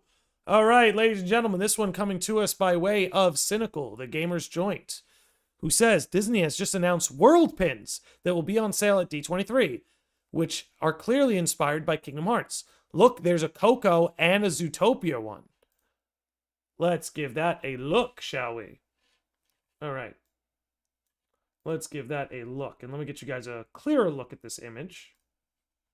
Okay, downsize it a bit so you guys can see the whole thing. So a lot of these are worlds we've been to, right? We can see Olympus. We can see Agrabah. You know, we can see... Yeah, that's Arendelle. Where's Coco? There's Halloween Town. Where is Coco? There's Atlantis. Where are you? Here's Zootopia. So they are showing the Zootopia pin. Here's Coco. So yeah, K8 in Kingdom Hearts, in Kingdom Hearts, in Kingdom Hearts, in Kingdom Hearts, in Kingdom Hearts, in Kingdom Hearts, in Kingdom Hearts, in Kingdom Hearts, the only one not, I think, is Zootopia World. Might be, no, $75 for the whole set, Trousers. Didn't say 2024. This is from 2 years ago? Is he serious? Oh my God. This is from 2 years ago.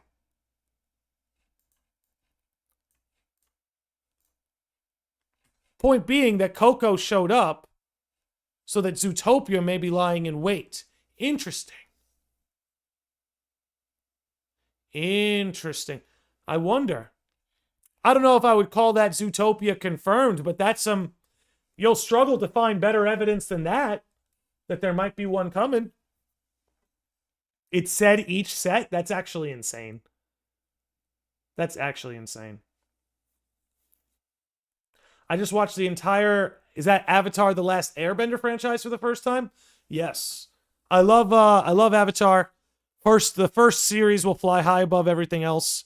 But I did enjoy Korra. I am not a Korra hater. And shout out to Trousers in the chat, who is, let me tell you something, Trousers is the Avatar series' finest warrior. Trousers is out here every day on X, fighting these people about Avatar, letting them know it's in the lore, letting them know there was precedent for what happened in Korra. I respect it. I respect Trousers and him being Avatar: The Last Airbender's primary defender. Breaker of narratives. How is Melody and Memory still not on Steam? That's so odd. It's all because of copyright stuff. All the copyright and licensing and trademarking that goes into that game with all the music is a goddamn nightmare. So I imagine that's got to be it. I don't watch anime. Soul Eater was the only other one I've been very interested in, so Kingdom Hearts will be what I'm watching. I hope it gets you into it, man. The Japanese tell wonderful stories, and I personally think that Japanese storytelling right now flies very high above Western storytelling. So it's why I'm more partial to things like anime as opposed to Western animation. Okay. Disney did announce Zootopia 3, so I would honestly imagine it to be in KH4 just on the basis of D23 having the Kingdom Hearts theme around it. And I think Coco 2 was announced too. I think so. Hoping the Coco world, Sora speaks a little bit of Spanish. I hope he curses in Spanish. Like, I hope he curses in, like, he said, ay, Dios mío, puta! Ay, Dios mío! Like, I would love that if Sora's just cursing up a storm in Spanish. Ah, mierda! Like, I'd die. I'd be dying, bro. I'd be dying. Okay. And Incredibles would be great for Kingdom Hearts. I hope Incredibles comes to Kingdom Hearts. Okay. Let me check. Did they announce Coco 2? Or did I just see some not? No, they announced Coco 2, yeah. Yeah, so if they announced Zootopia 3, that might be part of what tonight's trailer is. You never know. You never know. You never know. Sora hitting a Dios Míos would be awesome. It would be his Mamma Mia. Mario's got Mamma Mia. Sora can be Dios Míos.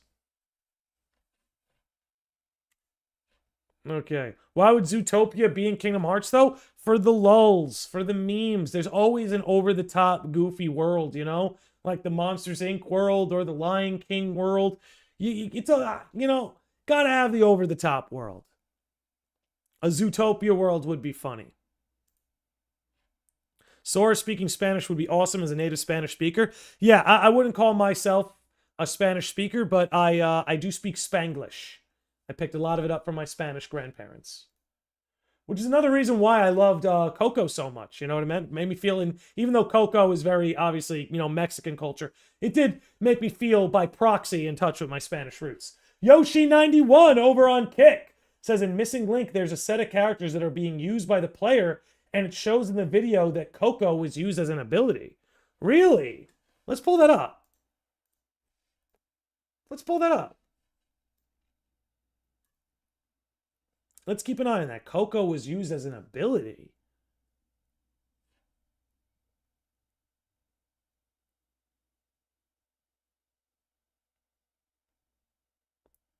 We're going to wait for that gameplay to kick in. Incredibles 3. Give me Incredibles in Kingdom Hearts, please.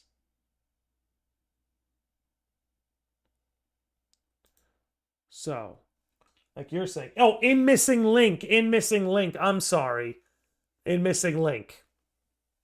Thank you for clearing that up. Okay.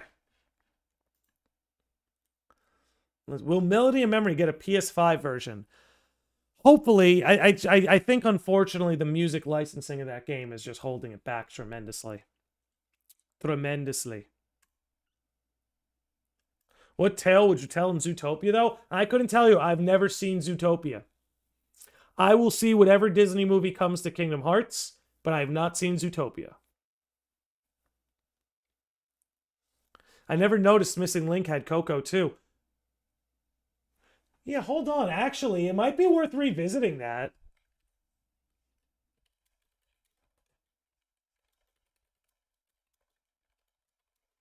Hold on. It might be worth revisiting this.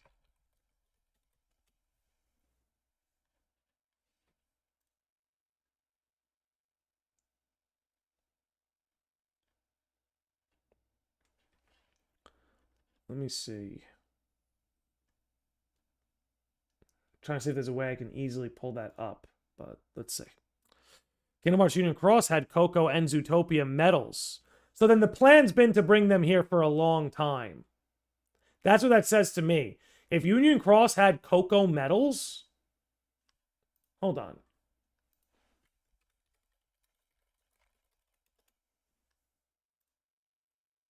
Yeah, you're right. You're right, man. There were Coco medals in Union Cross. That's interesting.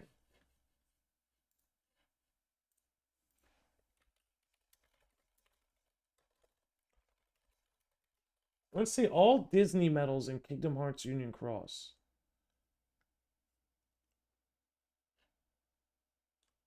I know it's a lot.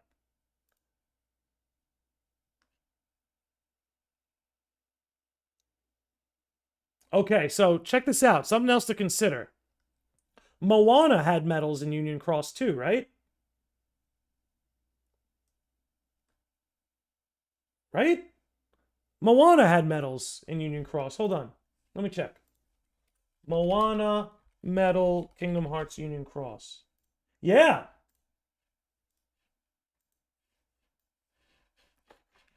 There were Moana medals. All right, guys, hear me out. I think they just promoted shows and movies with them.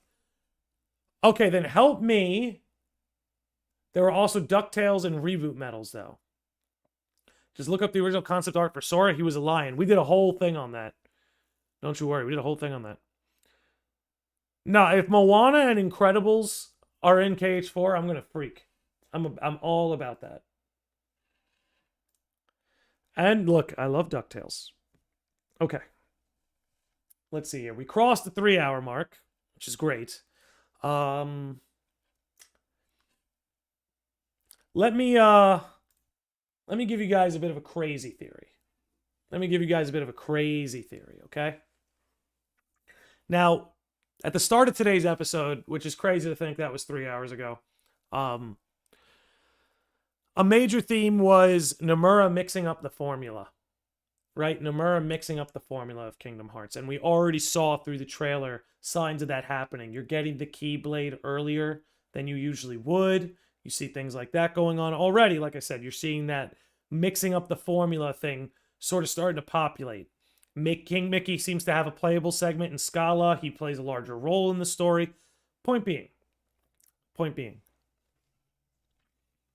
I think the games will be primarily focused on Sora. I think that's obvious. That we can expect the games to stay primarily focused on Sora. But it seems very obvious that Riku's going to have a role to play.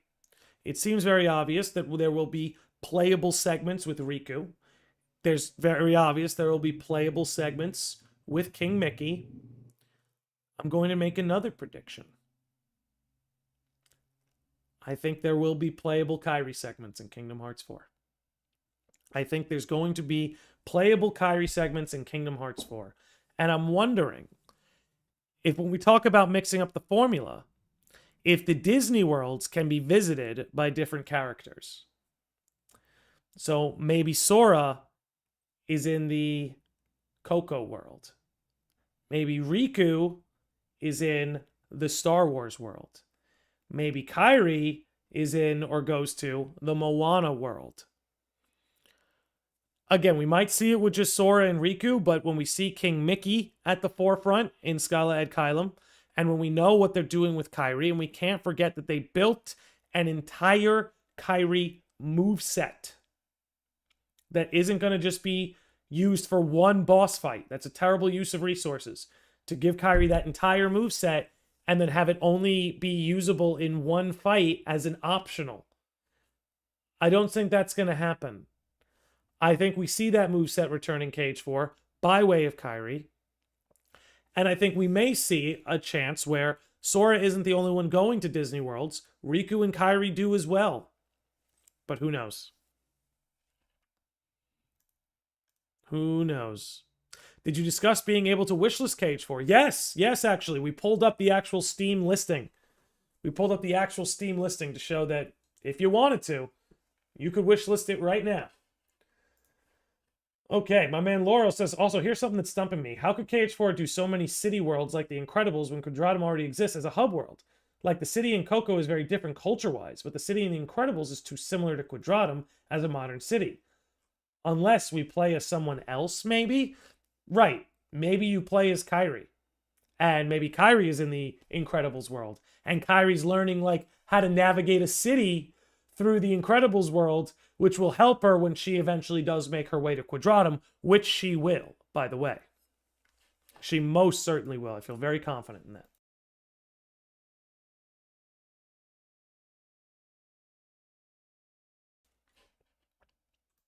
Ooh, true. Yeah, I mean, the way that, like, Sora went to San Francisco as, like, a prerequisite, or, like, as a pre-visit to Quadratum. Might see a similar thing. Okay. Colin Baggins says, so all medals and trophies from Union Cross Dark Road and Missing Link come from the future stated in the games, which means future worlds. Which is interesting to think about. I mean, look, we have Coco. If we see Moana, then, you know, that gives us something to think about. Also, do you have a source on the mixing up the formula statement? Let's find it. Let's find it. I'm going to look for it right now.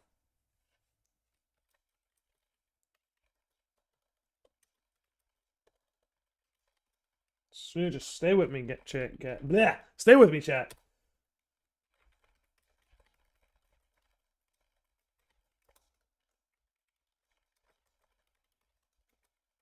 All right. Let's check this out.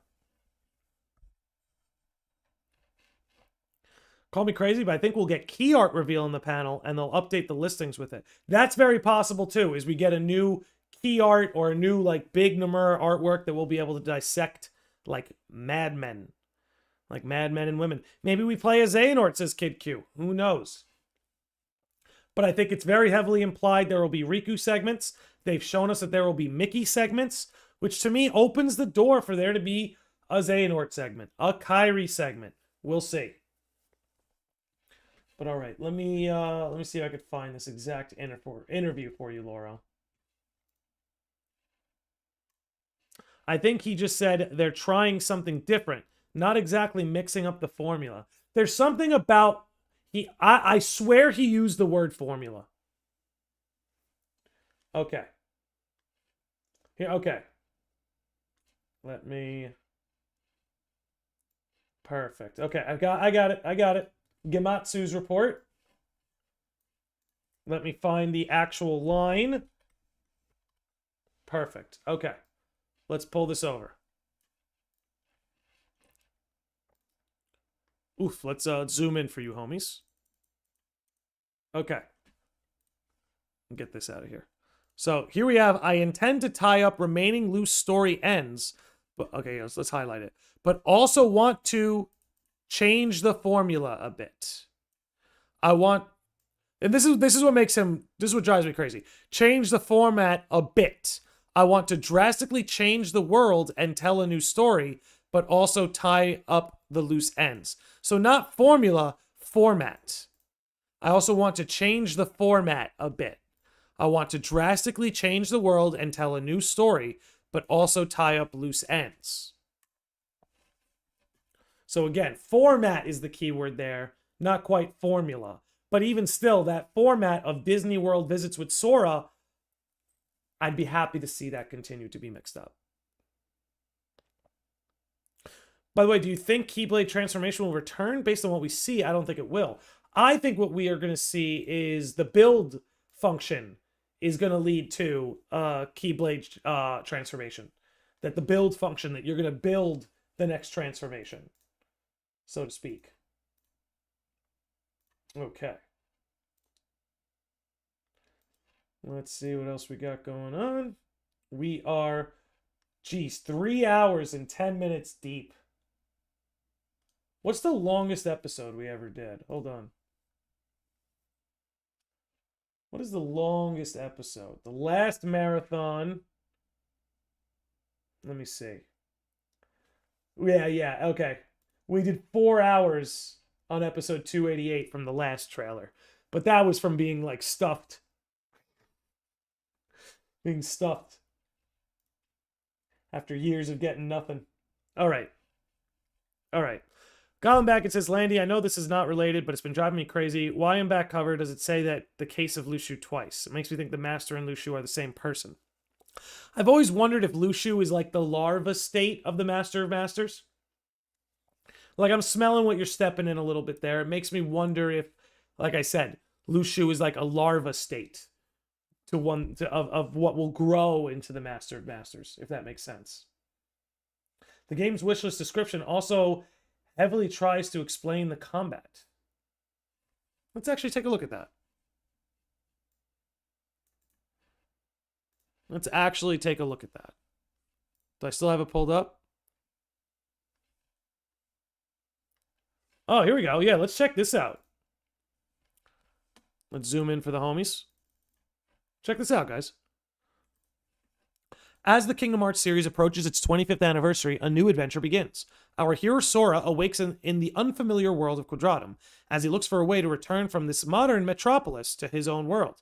His friends Donald and Goofy head for the underworld in hopes of finding a clue to his whereabouts. Here we go. The dynamic, fast-paced battle system allows you to effortlessly combine attacks and magic, as well as build combos with a brand new battle feature. So that's going to be the build. Build maybe be about building combos. Oh, wow. Huh. Change the Keyblade Sora wields to unleash unique attacks, matching the flow of battle to your own strategies and playstyle. Interesting. So I wonder if the build function will essentially allow people to get so creative with the combat in a way that no two people will play the game the same way. The way Tears of the Kingdom kind of pulled that off, where no two people are going to play that game the same way. Okay.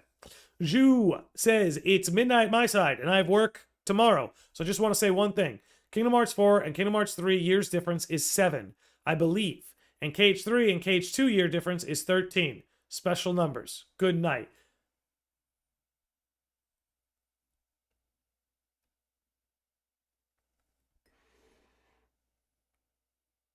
Hold on.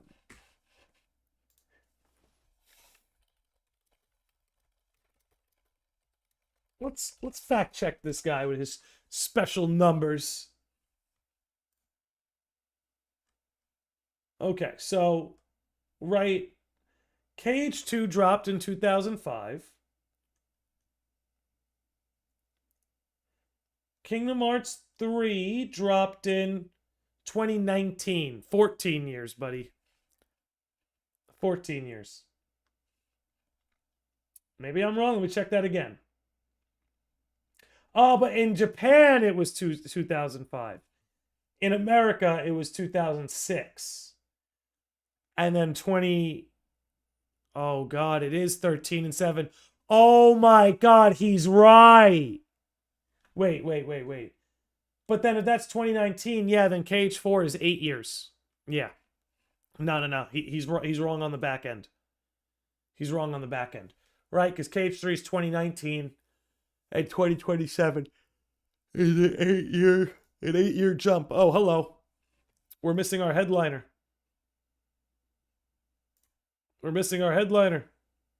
I'll fix it up. All right.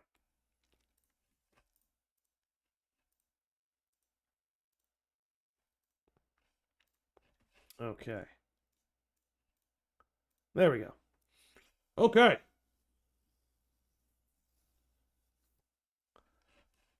Let's make sure nothing new dropped while we were live.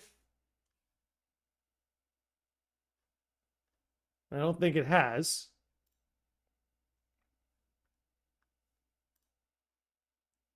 Okay.